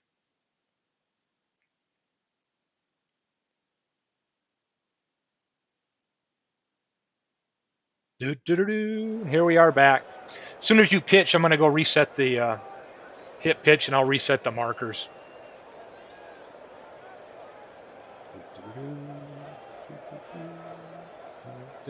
Here we go. Turkey Stearns in there. Here's the pitch from Page. Boy, we're getting really good at recapturing the game, aren't we? Oh, we are. And actually, yeah, we mean to do that. Yes. Here's the pitch. Stearns! Ball four, take your base.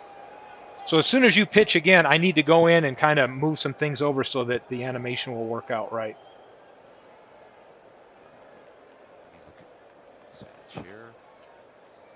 Okay, yeah, because I'll just do straight pitch, and then you're gonna do that. And then, Yeah.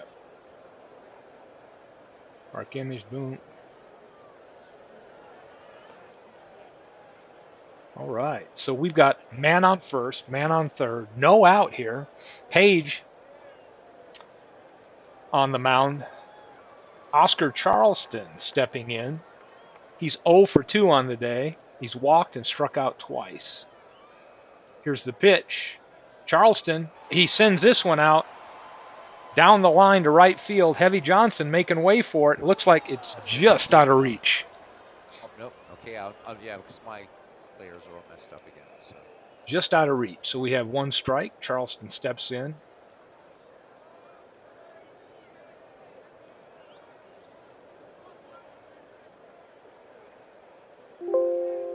Something's weird right this. I'm just looked over at your at the K percentage. I overflowed it again. Mm-hmm. This could be something to do with the actual file itself, not the game. Okay. With the homebrew file. Interesting. Oh. We'll just start it up again. Yeah. This is me testing it. Yeah, this isn't. I think it could have something to do with.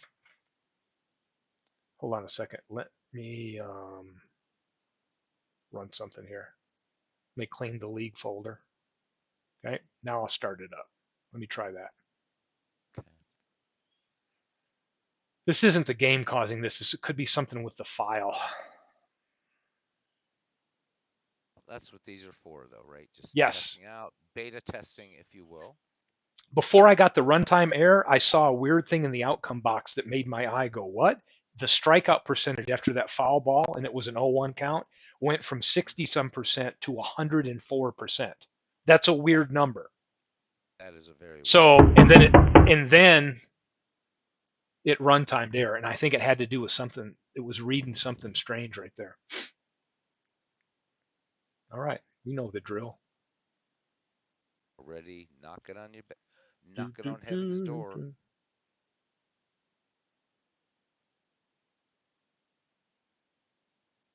Okay.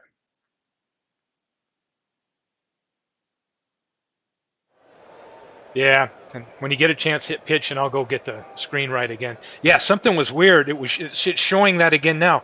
If you look at the outcome box, it's showing 104.4%. Yeah, that's a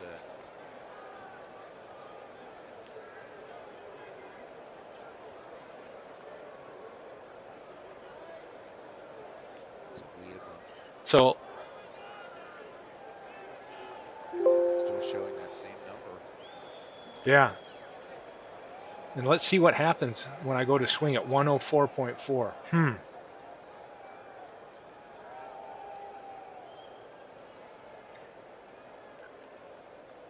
It should run time error with that kind of a number.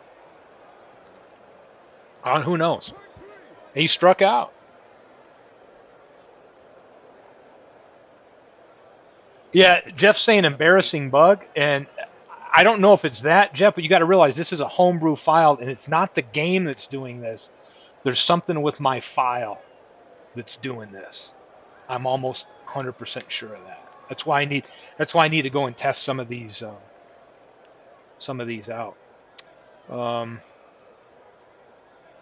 Well, runners on first and third.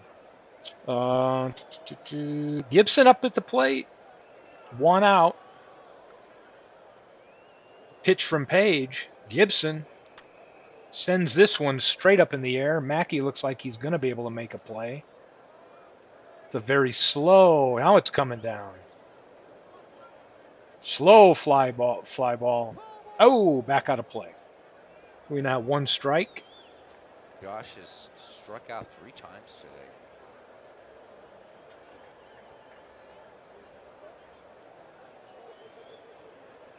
Here's the pitch, and it's a strikeout. Oh, it's a strike. I keep forgetting we're in that play. Now look at his K percentage over in the outcome box. It's showing 132%. That's crazy. I'm gonna have to look at Page's stuff when I get a chance here. Here's a pitch from Page. Gibson, and he strikes out. Mule Suttles steps up to the plate. Runners on first and third. Page looking for strikeout number 20. We have 2 out. We have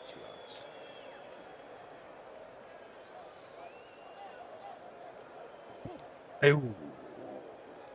Runners, or the corners coming in on that one.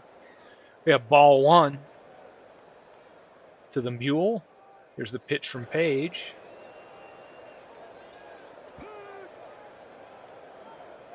And we have 1 ball, 1 strike.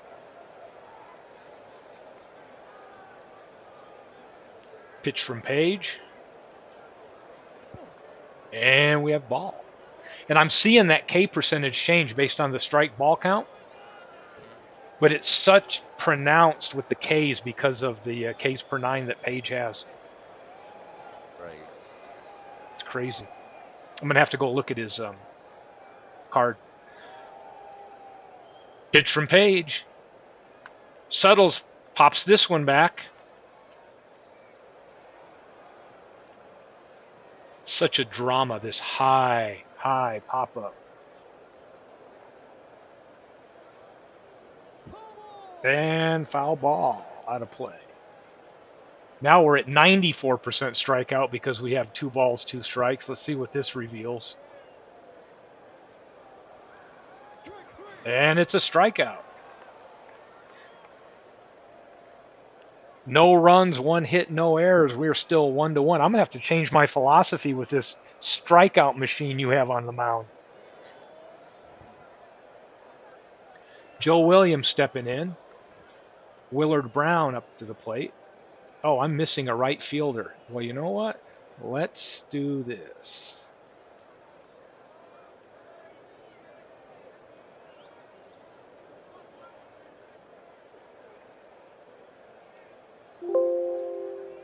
We'll leave Torriente in as the right fielder. Here's a pitch from Williams. Brown sends this one deep, way back, way back. Stearns at the track and makes the catch. One away in the top of the ninth inning. Heavy Johnson steps up. Williams with the pitch. Heavy is fly to deep center, lined out to short, and struck out today. Not much with the bat. Yeah, Big Clue saying, oh, so close. It is so close, and I've got a machine out here that's like a 60+% chance to strike out almost everybody on my team.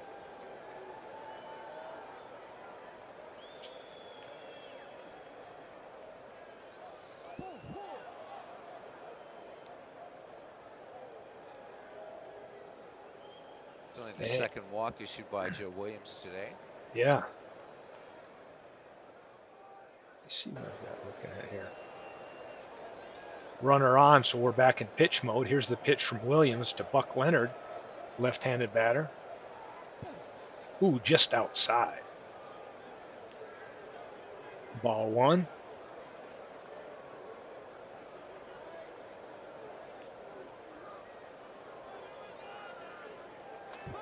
Ooh, fouled up high. When I see these pit backups on my screen, it takes so long to watch this fly ball go up and then down. Gibson trying to make a play. Is it going to get out of here? Yep, it's out of play. 1-1 count. Because my display's messed up, is Johnson on first? Heavy Johnson is on first base. Okay, thank you. Big Clue, I tried a Bingo DeMoss bunt for a hit last time he was up, and he didn't get on. Biz Mackey threw him out. The ground ball down the first baseline. Strike two.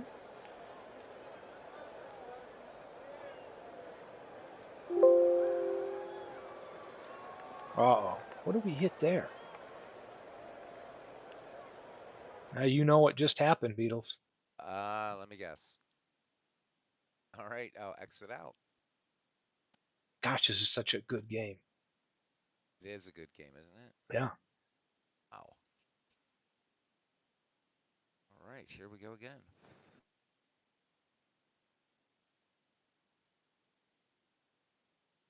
I'm going to take a look at something before. Hold on a second. I want to look at something in here. Okay, that's fine. Before we fire it up. Okay.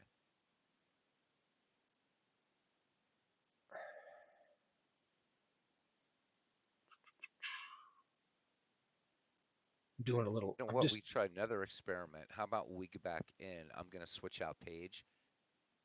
Only because I wanted to show off a couple other players. I mean, Page, 19 strikeouts. We know Satch. So how about if we do that? I think that'd be a lot of fun. And let's see, that might be a way for us to test to see if Page is the anomaly in here. What do you think? Yeah, yeah, something. There's just something I've got to figure out with that. It just seems like it's such a high percentage, but anyway. Right. That's why I'm going to bring in Redding, and we'll see how it works.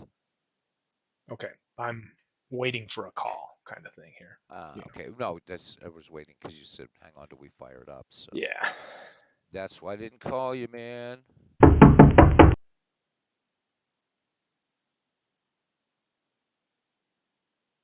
All right, we're good. Going to resume.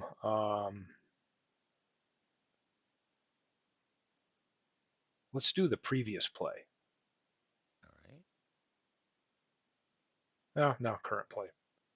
You've got a runner on, pretty sure. Yeah, got a runner on first.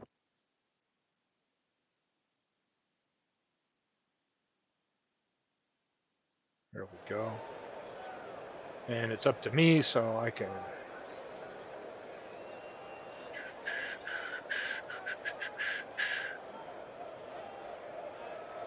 I'm seeing like all 0. Oh, there we go. Okay.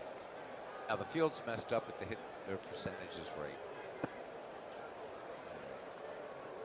Oops, that was me that time. I think it just crashed. Cool. Did it runtime error on you? No. Okay. I'm good. We got Buck Leonard up. Heavy Johnson on first. 1 ball, 2 strike count, and here's the pitch.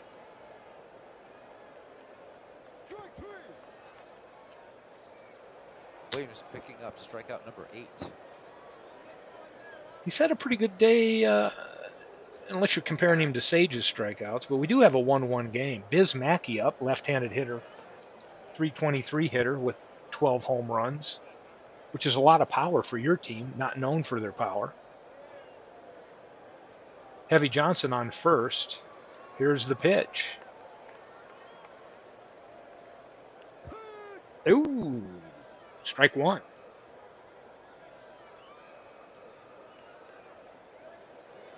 Pitch from Williams. Looks like it's a little inside. And it is. 1-1 count.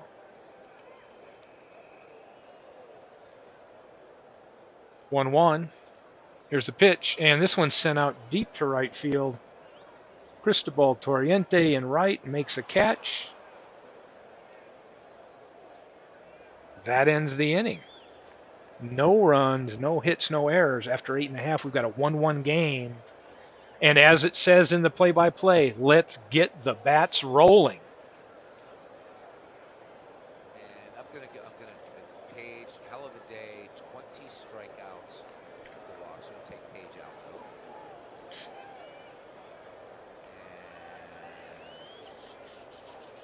And Your audio sounds a little light, Beatles, just saying. sorry, there. Is Oh, that there. better? Oh, yeah, a lot better.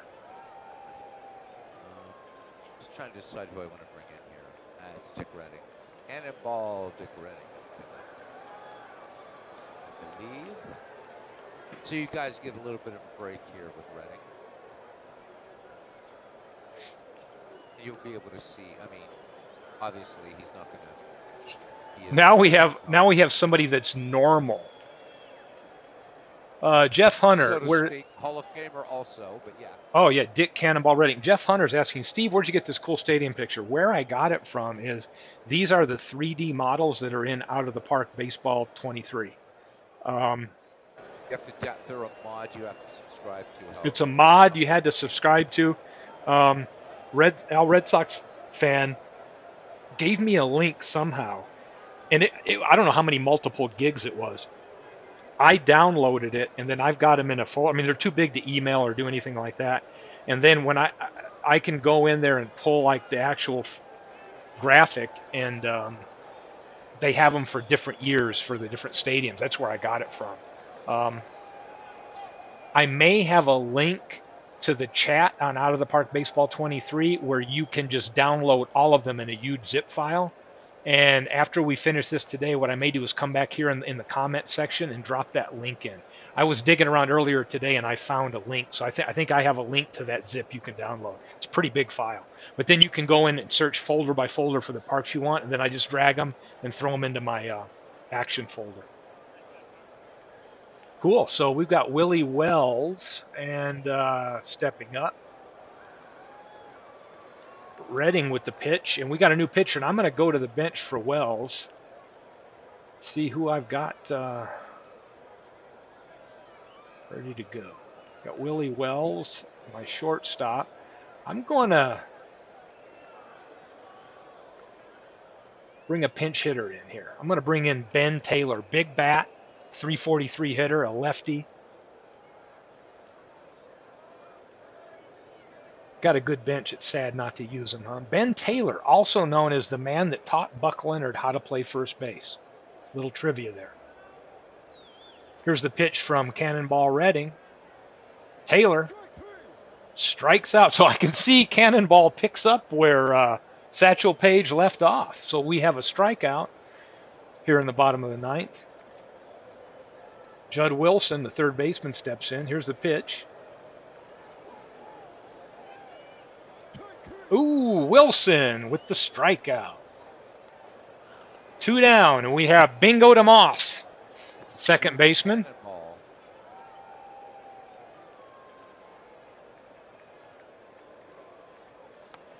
Bingo to Moss, lines one. Oh, I thought he was going to. That was a hard hit ball back up the middle, and Redding made a heck of a play to knock that down and get out of the inning. So now we're going into extra innings, and Beatles knows. I told him this. I'm not making it up, but I told you all that we would tell you that yesterday I took these two teams after we had drafted them, and I let the computer just do an autoplay just to see how the game would come out. I'm not going to tell you what the score was, but I will tell you now that autoplay went into extra innings. And now we've gone into extra innings. So You are missing a position player. I'm missing a shortstop. So let's bring in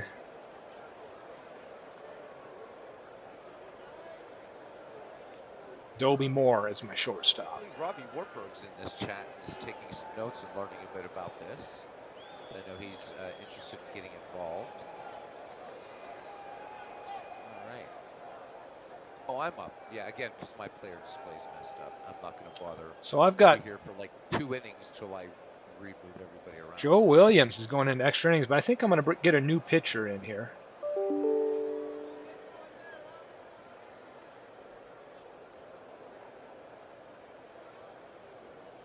I'm going to bring in Rube Foster to pitch, and you'll notice Dobie Moore. I don't have a photo of him yet.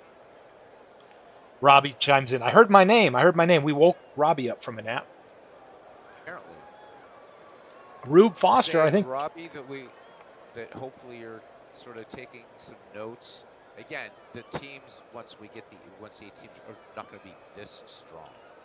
There's still some superb players out there. Yeah. But just this is notes on these guys. Yeah, these teams are just too strong, but these are the best of the best. But Rube Foster, didn't he teach Christy Mathewson the screwball? Yes, he did. Rube Foster was and then created the Negro National Leagues and just player, manager, executive. Life, though, took to sleeping a lot like Ty Cobb did, but Foster becoming increasingly sort of paranoid and things like that. Would sleep with a revolver. But we call everybody darling. Everybody darling. That he knew. Very, very colorful character. But yeah, taught Christy Mathewson with a pitch, what was then called the fadeaway, that we know as the screwball, that you don't see anymore. Either very tough on a pitcher's arm. Let me see. Here's the pitch from Foster. Oh, We've got Scales, we think, at bat. We don't know. Don't get excited just yet. Don't get excited.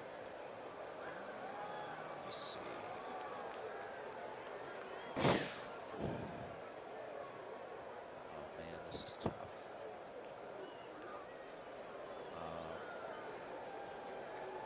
Nope, I'm gonna just go with it. Okay. Waiting for you to pitch once again. Oh. Neglected my duties. Here's the pitch from Foster. Scales draws a walk, so we have a leadoff walk here. No out. Potential go-ahead run at first. I have to wait for you. Wheels are turning both dugouts right now.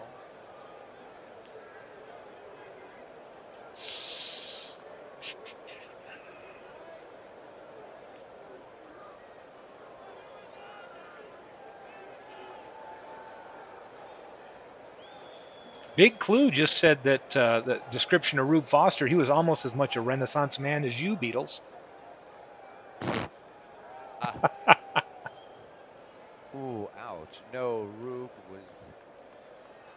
Wow, Rube was... He says, Rube Foster was a hell of a guy, but he's no Beatles. Well, I would say Rube would be happy he's not me. Let me see. Dandridge here. Oh man.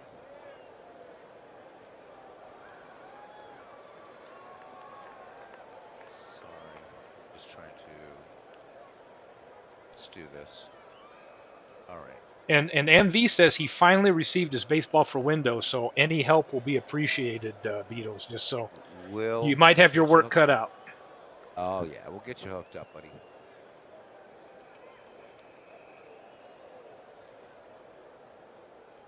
Now, So we got a pinch runner over there at first with Tank Carr.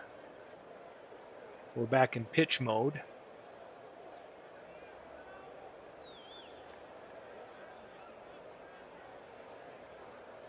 This is the strategy of pitch by pitch right here. Oh, a strike to Dandridge. We got a 1-1 count now. again, if we could do games like this, I mean, I think this is the purest way to play it, even if you're playing against the AI, because this isn't like other games, right? Because with each pitch, and this is more for MV, with each count, everything changes each count. And the if you look at the outcome box based on the count and the runner on base, those numbers change as well. Right. So, question though, and I don't know, is there any such thing in a cards and dice game as a pitch by pitch mode? Never heard of it. That's why I was asking. Because I think it's the purest way to play the game. Yep.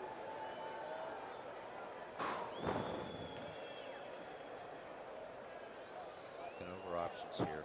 You've got a crazy arm there behind the dish. Here's the pitch from Foster. Oh, low and outside, ball two. It looked good from here. 2-1, and you'll notice over here if you're watching now with 2 balls, 1 strike, the K percentage, the walk percentage, the hit percentage that changes. 2-1 count. The pitch from Foster, and that one's wide. 3-1.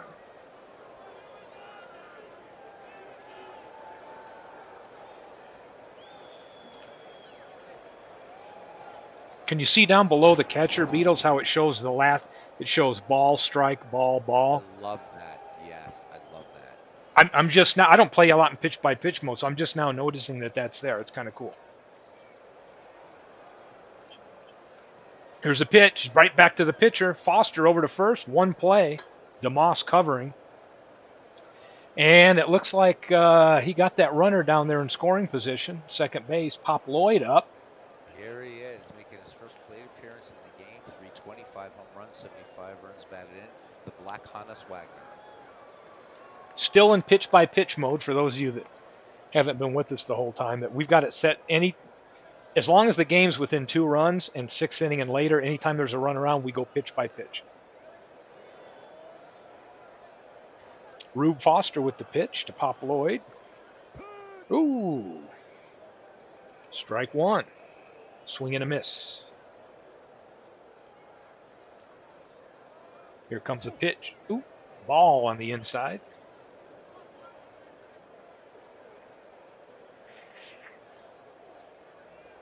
Here's a pitch from Foster. Ooh, strike. Strike 2. Forever Remain 90 says he's no challenges or instant reviews in 1930. Well, we could have turned it on.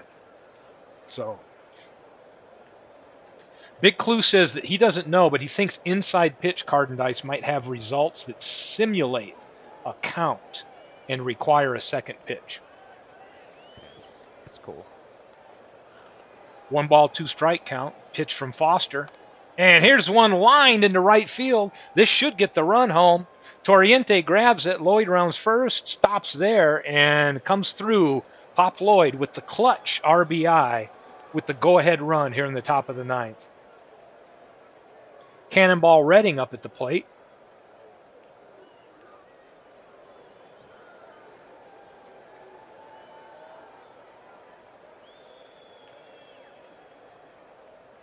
Here's the pitch from Foster.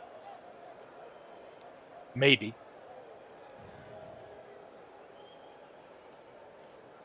Or is there some maneuvering going on in the dugout over there?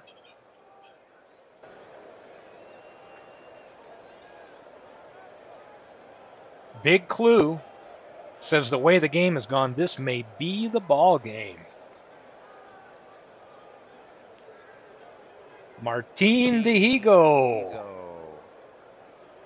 333 average, 28 home, or is that 28 home runs, 113 runs batted in, can play every damn position. And here's the pitch from Foster. And we get strike one.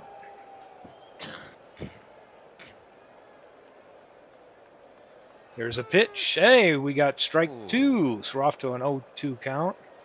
What's interesting now, you'll see with the 0-2 count, the strikeout percentage goes way up to 57%.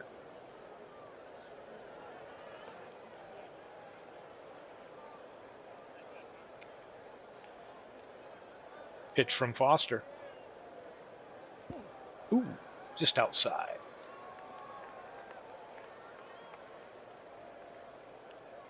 There's a pitch. Oh, misses inside. 2-2 pitch. Full count. Payoff pitch. Oh, he walks him. Cool Papa Bell coming to the plate. One thing I will notice is per capita, the Negro Leagues had more, what I've seen so far with the builds I've done, more switch hitters. Oh, yeah.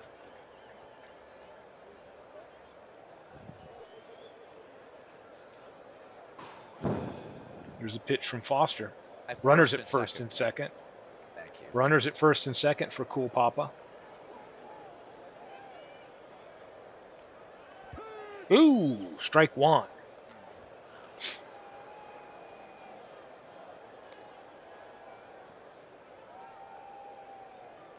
Bit outside. 1-1 count.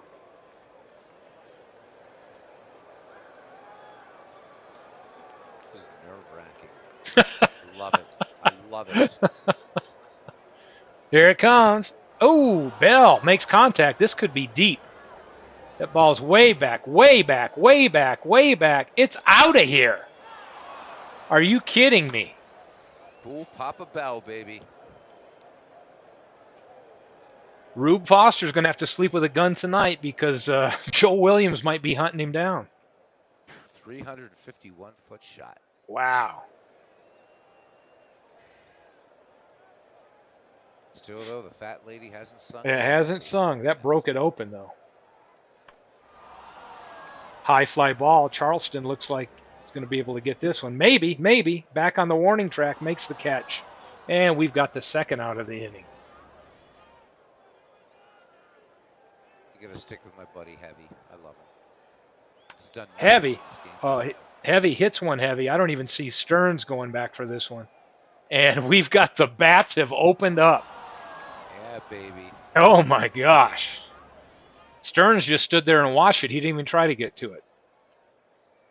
You know, I almost, but then, like, something stopped me. I was going to pinch hit him just for the hell of it. And then I'm like, nah, come on. He's Heavy Johnson, man. Got to leave him in there because he's heavy.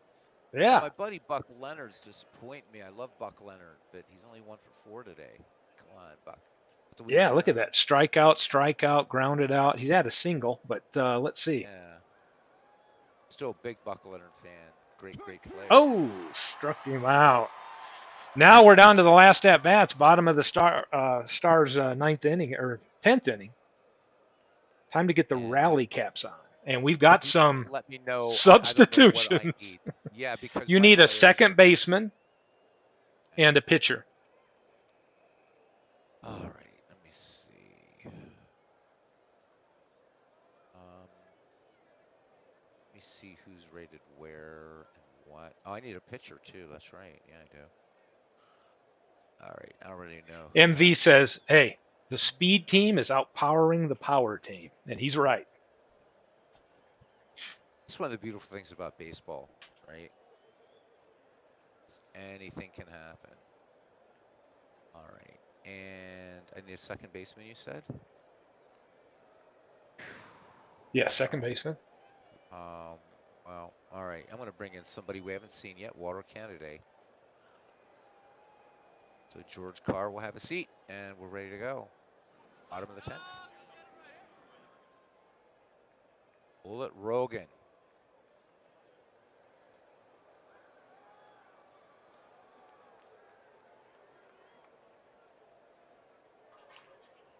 Okay, I'm not sure Rube's the guy I want at the plate here, so let's go research what I've got.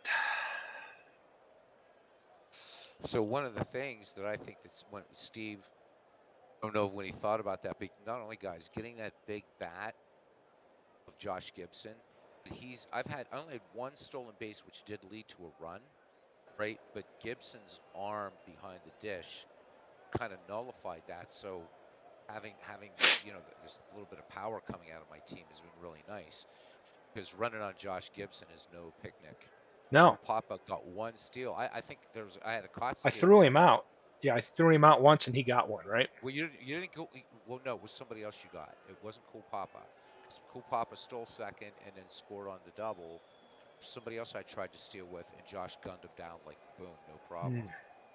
I don't think it was Cool Papa Bell, but regardless, I mean, just We'll that's a check out secret the. weapon. Yeah. So for anybody wanting to become part of this league, don't think of Josh Gibson just for that big bat. He's got a hell of an arm back there too. Roy Parnell steps in. Bullet Joe Rogan. And we've got a ball. Oh, great range. We got a 9 range at pitcher's mound. He got off the pitcher's mound and made a great play there to get the first out. Rogan, a hell of Toriente a steps up. player. Steve, I think the other thing that'd be worth mentioning to these guys, you've noticed, is how right, we were talking about this. You wanted to talk about it for a second or whatever. Your channel, dude. How versatile people are going to find these teams, like right, the players. Well, yeah. Toriente can play every position except catcher. There you And he's a go. 370 hitter. Yeah, and pitch. So A lot of versatility on these teams. a lot of Had to. versatility. There's a pitch These from guys can Rogan. travel with Ooh, 25-man rosters. Ooh, we have a walk. So it's not over. We have a runner on, and Turkey Stearns up, who, if we remember, way back when, started the game off in the first with a solo homer to give New York that 1-0 lead. And we've done nothing since. So not in pitch mode because we're not within 2 runs. So Stearns up. Oh, and a strikeout. Down to the last out. Oscar Charleston up. He has struck out 3 times and walked today. Not the day we were hoping for.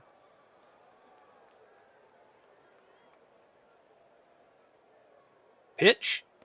Oh, and he struck out for the 4th time today. Wow. What a tight game up until the 10th inning. all Wow, right. wow, wow. Yeah. Wow. I'll go ahead and move this over so I can see the, or I can just go to the chat Yeah, this you way. can go to the channel. You can take a look at the. Hey, lads. There we go. Hey. We got. What a game that was, man. 4 Yeah, hits it for was. me. Not a lot of hits, only 10 hits in the entire game. It was a heck of a pitcher's duel between Joe Williams and Satchel Paige. What a day. But let's take a look at the batting lines. Couple home runs. Heavy Johnson. Such shut down your power. You see that? Charleston, Gibson, Mule Suttles with 4 times. Well, as a team, my team struck Team. out 24 times Right, because Reading, in they got a, I 33 think at got a bats. couple. Yeah. Right. Look at the pitching line here. Page struck out 20. Yep. That's a heck of a game. Insane. And Joe Williams did good. Gave up 3 hits, right? But 1 earned again, run. right? I couldn't really utilizing my speed. I really couldn't against Josh Gibson. I had one. I think when we go to the eventually when we get there, right? I think I only had one steal. Thank you, Big Clue. Way to go, Crawford. Nice little test game. Believe me, these teams are like just crazy. It'll be fun to like do it, like maybe Yeah. just for fun as you fine tune this. Mm. So I had one guy that was caught. So, yeah, Willie Dixon. Yeah, Willie Dixon. Rap I tried Dixon. to You steal put in Dixon. Rap Yeah, Dixon and Rap he got Dixon. I picked. mean, Yeah. yeah, because I only had one steal in this game, and I do have a slightly faster team, and I could only get one steal off Gibson. Yes. One double play. Uh, I turned with Willie Wells and Bingo Willie DeMoss, but Wells making two great places um, short for you today. I left 8 people on base. I don't even remember having that many people on base, but I did squander some chances in some of the late innings when we did get a couple hits, and then I think there was some walks. But interesting. We look at the recap, you can see not a whole lot of action going on until later, but Turkey Stearns hit that solo shot right early on. You Yeah, got that hit Bell came home. hit Satch up in the first. Man, I'm thinking, oh Oh no. yeah. And then I only got that one run. That was so Cool Papa Bell stole, then scored on the Willard Brown double, and that was it until the 10th. Yeah, Joe Williams wanted a little more help from Rube Foster. He came in the loser here during the tie and gave up 5 earned runs in 1 inning pitch, right? And 2 home runs. That was rough. I like the recap. Mule Suttles, that 4 strikeouts, and Josh Gibson, 4 strikeouts. Oscar Charleston, 4 strikeouts. He did pitch a great game. Forever remain 90. He says Williams with great stuff. Still pitched a great game. He did. Williams had minus stuff, double bad stuff. Well, a little degrading on there, but he still came out pretty Right. good, right? And we know, and Also Page, good. he was already has good stuff, and then he had a little tick up, so that's good to know coming afterwards. He was pitched a great game. Yeah, Fun stuff, fun stuff. really was. So I look forward to doing this again at some point. I think it'll be a lot of fun. Definitely. So If you guys enjoyed it, jeez. yeah, this is there'll be more of Yeah, these to make good come, watching after. and now I'm going to start cranking some auto plays out just to kind of test the how the players are doing and that kind of good stuff. Doesn't look like I'm not looking to seeing anything. I think there could have been an issue with the file that was causing some of those crazy strikeout numbers, and it seemed like when the Added the strikeout numbers, runtime error yeah, too. based on like a count, when it would get over 100, it was almost like confusing it or whatever. So I think, I'm just going to have to clean the league folder, the file or whatever, and I'll run some tests because I think the crashes we were seeing, I don't think had anything to do with the game, the core game itself. I think it has to do with the file, Right. and I'll be testing that out some more. But Page is a monster. I'm gonna have to go. It's making me double check. I got to go back and make sure I've got my MLE line right and all that good stuff that I crunched the numbers on. But it's showing him at like 8.4. But man, when you of course we were playing 1930s Yankee Stadium. I'm gonna have to go look at all that stuff and see if all the numbers balance out. Big clue I giving sound you a like a little bit sore loser. smack It's like, talk. but No, but he's those giving you some percentages smack were talk. high. Oh, it's Steve Tate. That's mighty convenient for the guy who's lined up with 24 times. Yeah. Giving you a little bit of, yeah. No, I mean these things. I mean you're gonna expect. I mean especially right with this, and right makes you even appreciate. I think Yes. more. Dave Cook, right? How much testing they do because I mean, and he's using actual data, right? The data. That data has to work or have to work. Sorry, plural. The data have to work with the game, right? So Yeah. I think what Steve's created here is just beyond amazing. God. And you Um, think I forgot about Luke Easter and a lot of other these guys that aren't even carded yet. yeah, I haven't even got him carded. So And more again, great ones to come. I'm working on the wins above replacement kind of career, kind of backwards down, so that I'm creating some of the more prominent players. But yeah, there's still quite a few to get to, and I do know we want to get to a point where we could have anywhere from 8 to 10 teams fully staffed. And I don't know what the average roster was back then. What was it? 18, 20 players? I don't know, but Yeah, it was right. if you could even figure around 22 and having 10 teams, that's 220 players, right? So to me, being able to get to that is shouldn't take all that long, right? I mean, it's taken a while to get these 55, but And I'm looking at some of these, looking at your pictures, and I mean, just some phenomenal people that didn't make it in yet, let me and take players and stuff, and on both of our teams. okay, I'm going to look at the regular file. I'll go to the Hopefully backup one. tonight, Robbie, just to answer you really quickly, should be a Ned McGreevy tonight game tonight, but that season is coming down to the end. I'll pull up. This is the one because there was several players that we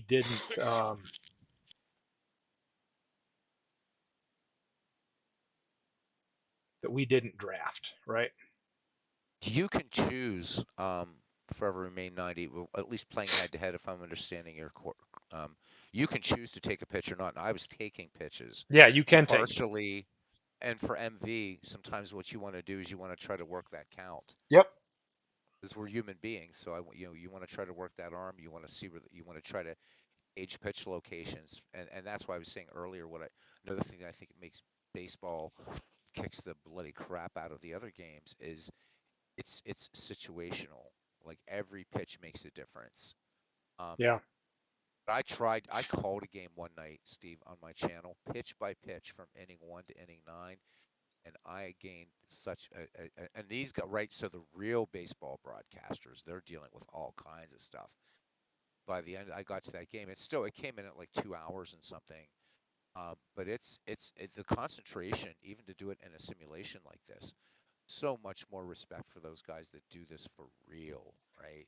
I'm not talking about anybody in this community. I mean real baseball broadcasters, play-by-play and color, calling pitch by pitch, and seeing those subtle variations, how the infield's going to shift a little bit, how the outfield's going to shift. It's the game within the game. Again, this is more for our MVs, kind of edification and Yeah. education. How situational, it doesn't seem like a lot, but a 1-2 count is very different than a 2-2 count, even. So, And if we notice, like that's what I loved about the outcome box. So when we had that pitch by pitch mode going on, right? When it was in favor of the pitcher, like an 0-1, once you got that first strike, you see the strikeout percentage go up a little bit, right? Then here comes a mhm. ball. Now it's 1-1. You see it drop a little bit. Then the walks go up. So it's kind of interesting to see pitch by pitch mode, how that changes the chances for hits and then with runners on. So I just fired up. This is the actual file that we drafted from, and you can see I've got 55 Steve, I'll players go ahead and done. drop from the game, or I think, or you can just kick me off. I don't need to be on. Or did you already do that? Uh, I'm staying on voice. I just don't oh need to yeah, I be. haven't kicked you off yet, but do I'm I just need saying to? if you want to. Nah, it's all right. Okay. Yeah, I've just got the MV's looking forward to managing more games. Yeah, Bingo DeMoss, I don't know. MV, jury's still out on him. I don't know. He's a great second baseman, but I didn't think help us with the MV. bat today. I think MV, just to interrupt one more time. MV, I think you said how through through watching what the sports gaming community is doing on here, you've been able to rediscover your love for baseball, and I personally, that means a lot to me. I love this game with a passion. It's just crazy, and I think as you manage more games, your love for this game is just going to even go deeper. I promise you that. I really do. It will. Anyhow, Steve. Yeah, I'm just firing up. I don't know if you can see what I've got up, Beals. I'm just throwing up that 55 player, the main disk, and just in the database, just showing off the players. Oh, go Um, for it, man. Go for it. it's by OPS here, and you can kind of see where they stand, Gibson and Charleston and all that good stuff. Yeah, and Steve, tell them how many of your guys have an OPS of 1,000 or more. Right? Well, let's see, My starting Gibson. lineup. There's two on Okay, mine. That's one, two. I had 5 of the top 6. No, 6 of the top 7 were mine. right. And that's why I was the slugging team. But they sure, hey, when they've got a 50 to 70% chance of striking out, let me tell you what, that's rough. In fact, I don't even know how Yeah. Turkey Stearns hit that one out. Here's the thing. We were talking about that. Hey, This John. just hit me. That great that confrontation I had recounted between Josh Gibson and Satch Page. Think about it, right? So Josh Page shut down my main strategy, and Satch shut down yours. So isn't that cool that these two played such a pivotal part in this game, right? Satch shut down your power, and Josh shut down my speed. I think that's cool. Um, John DFW's on here, and he says, "Hey, does action have Hi. a good?" It says action have a good one-on-one versus or one versus one internet play, and I'm like, yeah, as long as We I'm not just did messing it. it up with run times, Right. with Yeah, runtime it errors. Yeah, does. action's great Oh one my God, head to head. John. And if you do have a So much runtime, fun. it's easy to connect. It's easy to fire it back up and pick up right where it saves right where you left off. I mean, we had to do it about 4 or 5 times today because with me trying to click on stuff, and then I think I've got an issue with that actual file, not the game, but the file that I need to clean that Try folder. it, guys. Try it, guys, and hook up on Discord or whatever messaging. I'm telling you what, this whole new dimension of the game playing head to head, it is a blast. Real blast, yeah. So Oh my God. just looking at just showing off the disc. So So I've we're got 2-1, right? Are we 55. 2-1, dude? I think I got you 2-1 right now. Although it's a test game, so are we Yeah, still it one on doesn't one? What does matter. it I count? I don't I don't know. even We know how it won counts one, anymore. 2-1. Yeah, I don't Well, I know. know we each won a game, and then we Yeah, had those two games that we had to abort. Oh, you yeah. won. No, no, We're we're two even. We're two. 2-2. We're two We're two 2-2. Yeah, because your Tigers beat my Cardinals in our last head to head. that's right. That's right. But yeah, some fun, really fun players here. There's Pop Lloyd. And I think what you've done with their notes, Steve, is phenomenal. Yeah, You have the notes on them. for those of you kind of just tuning in, what we've done in this league is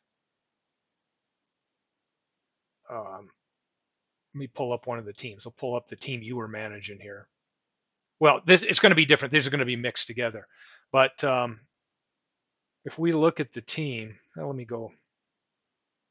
Let me switch it over so I can show off the cards. I think. I don't know why I didn't start Pop Lloyd. But at least he Yeah. got to get in there and did well. Oh, Pop. Here we go to this one here. There we go. Now we have the player card showing. So one of the things that we did is we took and added player lines here. So for the game, you can see notes. We went and added these player notes.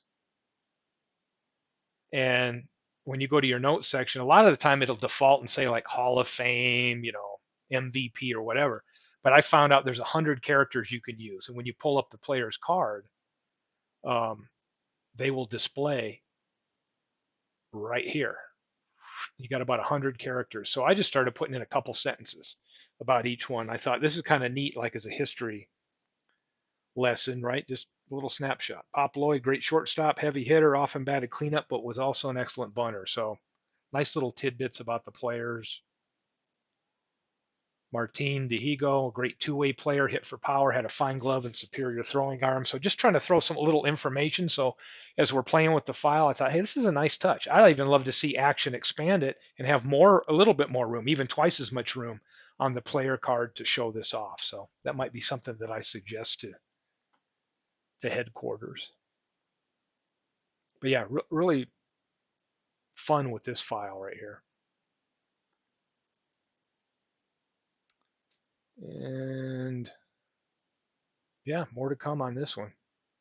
Steve, maybe for if you want, I don't know if you wanted since John asked about the. Would you want to? It's maybe just show him how super easy it is to. I can you could disconnect me and we could reconnect just to show him how easy it is. What's done on each side to set up an internet game. Oh yeah, let's hey, why don't we Super easy. here, I'll just exit out. Why don't we I'll pull this up and we can grab us a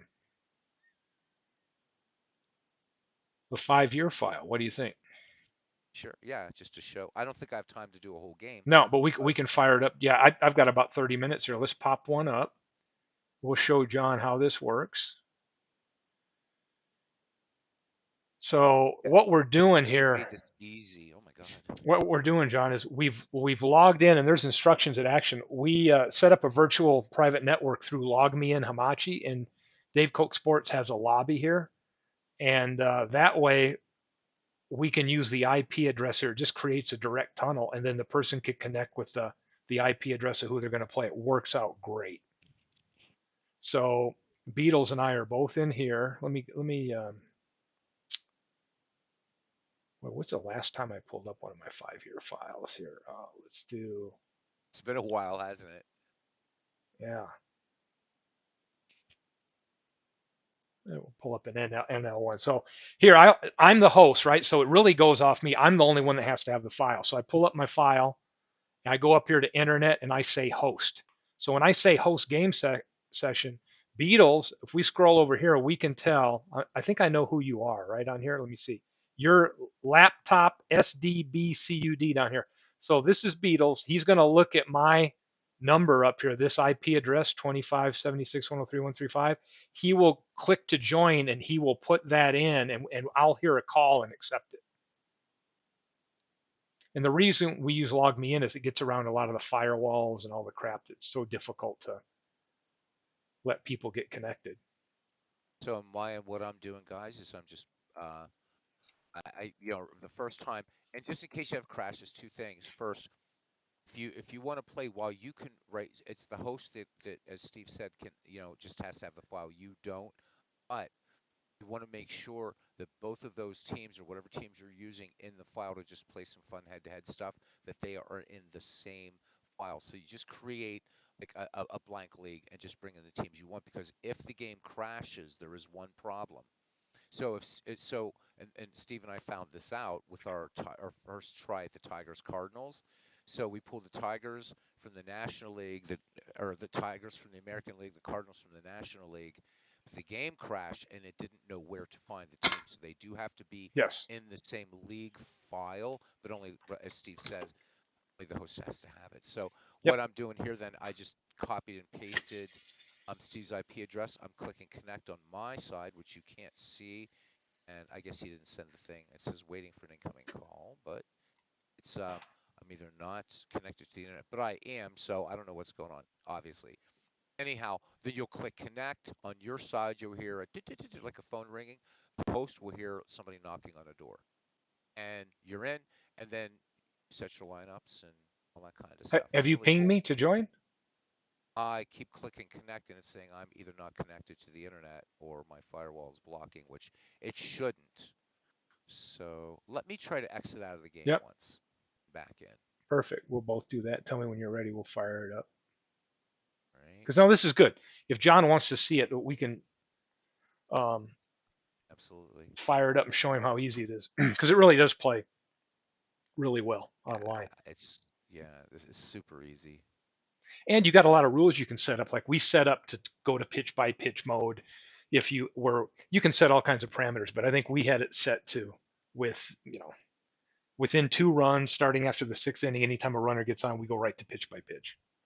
But you can control I'm all of all that. refired up, so Oh, okay. yeah, it's great. Oh my God, things you We can do. fire it up. We got a great Discord community, guys. Get on there and play some head to head. Yeah. Love it. So here we go. All this good stuff should go right back to the NL file we had here, and internet, and I'll say host, and then Beatles can put in my IP address that he's getting right. He's going right to this and getting my IP address here because we're all in the same lobby here. Boop, there's the There, accept just cracked call. for me. I accept the call. When I accept the call, this is showing in red that I'm the internet host, and his will say remote. Correct, Beatles? Yes, mine says internet remote on. So, and as you see what Steve says, yep. So now, So we're actually ready to rock. yeah. So he's seeing exactly what my screen is. So he doesn't even have to have the file I'm going to use. But so we're going to go and set up an exhibition game. And like he said, what I did before is I brought a team in from the NL, and then for the home team, I went and searched a whole nother file. And when we had an issue, it wouldn't let us resume it because it didn't know which file to look from. So if you're playing, if your home and visiting team are all from the same file, you don't even have to worry about this. So we'll stick to NL. Let's grab a couple teams here just for giggles. We can put the visiting team. How about this one? Now, at Home this point, team. I should say I'm actually not seeing exactly what Steve is seeing. So Yep. because I have the YouTube when what will happen is after the teams are selected and then Steve clicks play, what will happen is on the remote end or the person who's not controlling it, it will say downloading or uploading data, whatever it is, data, please wait. Then the first thing you're going to see is your lineup screen. Too bad you can't, like, yeah, wish, well, you actually could with two screens, but it'd be really tricky. I don't know how Prism would do it, but there is a way you could do this through OBS to show two ways to do it. But I So think we're explaining it. I just set up, I picked the two teams, right? And now here I am. You can do all your good stuff here. And when I go to hit play, it's going to ask me who my internet opponent's coaching. So I can make them the whole team. So I'll select he's going to be 05 to 09 Pittsburgh. And now on his end, he's seeing his roster and I'm seeing mine. And what we Yep, do it is just is popped is up. is we usually announce our starting pitchers. So I'll go in here and I'll grab my pitcher, whoever I want to be the, it's like take Don Sutton here, and then I'll go over here and I'll click in the pitcher column, double click it. So now he can see on his side that I've got Don Sutton. And then as soon as he selects a pitcher, it'll show up here for me and I can see before I select the rest of my batters, I want to know who I'm facing. And And now he there, just did that, he so hooked, he knows that he's going to be facing a righty. yep, Howie Camden. So now I can go in here and I can load versus a righty. I can look at my different options. I could make mine from scratch, but this is a head start for me. I say, so, okay, here's lineup one versus righty. And then I can go, all right, I'll stick with that. See who else I got on here. Maybe I'll get, Robbie saying, I always wondered that knocking sounds was. Yep.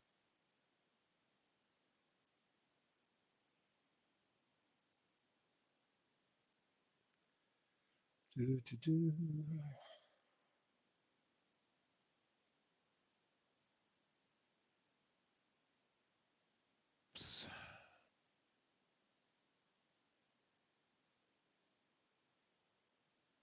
Oh, hang on a second.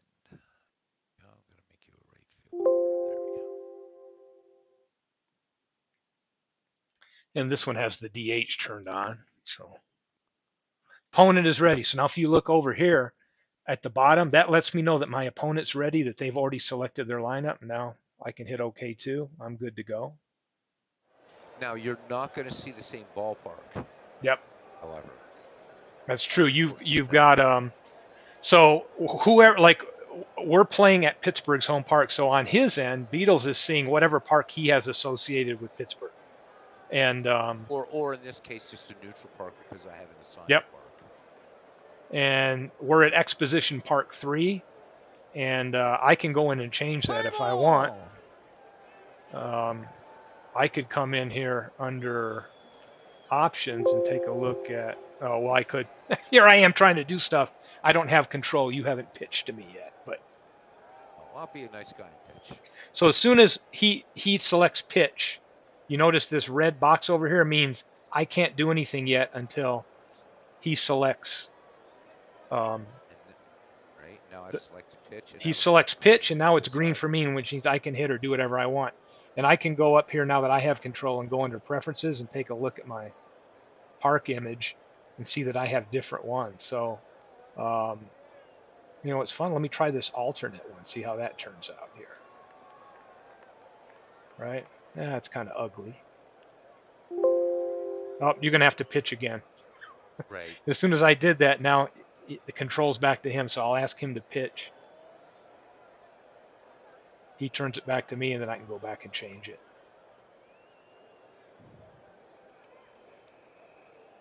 So there, we're at Exposition Field. And away we go. So now it's up to him to pitch. We can call the game from here. I love that old picture of Exposition Park. Ground ball to Wagner. Wagner over to first. And safe. Davey Lopes beats it out.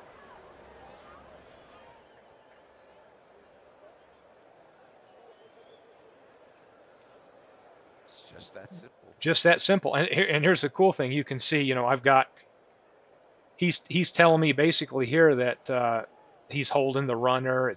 He hasn't decided to pitch yet.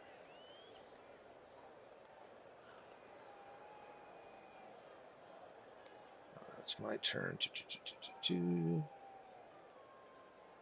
Let's try this.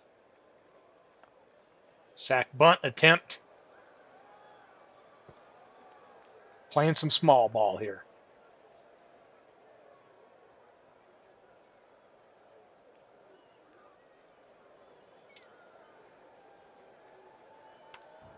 Ooh, base hit by Garvey. Out to Clark.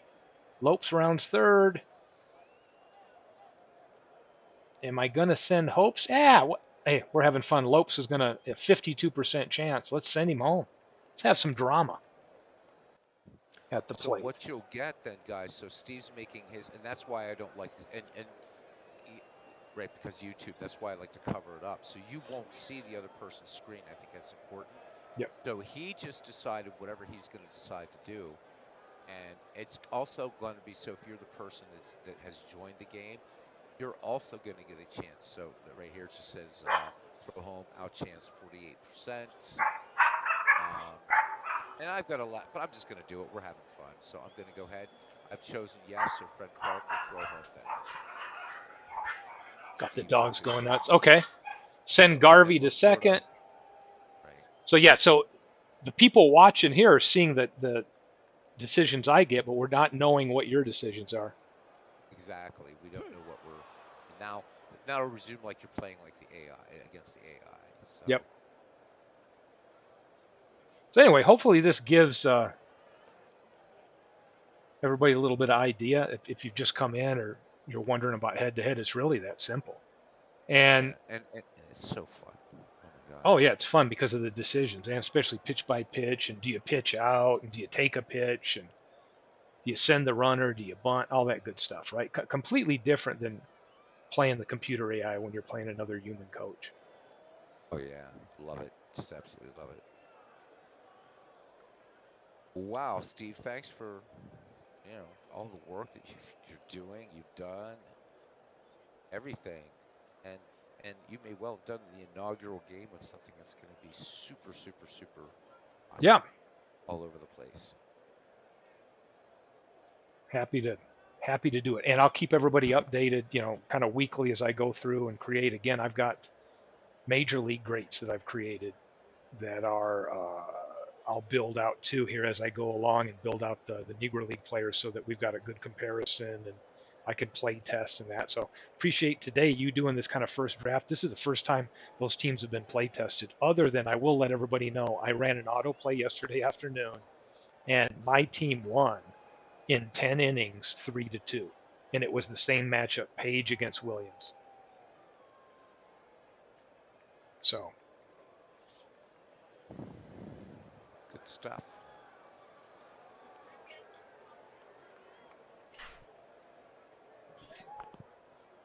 All right. Robbie asked a question earlier about the Ned McGreevy League.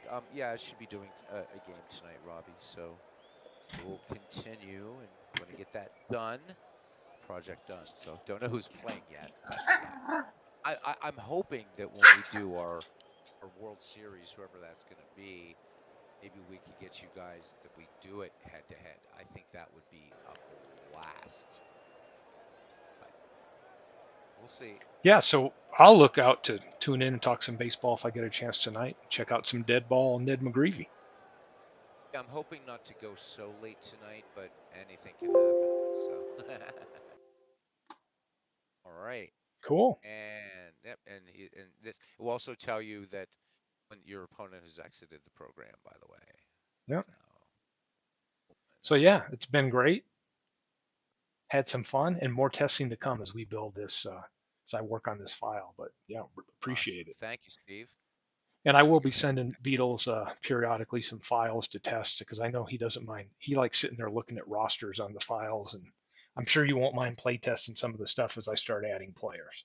Oh, I think I can probably slog through it. Good, good. Appreciate it. You bet, buddy. You bet. All right. Well, just want to thank everybody that's been here. MV, John DFW, Robbie. Make sure I don't forget anybody. Big Clue, Arnold, Hunter was here. Midlife Crisis was here. Forever Remain 90. Um, just a good time. Catch the poem at the beginning. Damn it. It's Yep. a great poem. Yep. So I have to say, It's, thank you, it's a Steve. good time. You got it. So everybody have a great rest of your.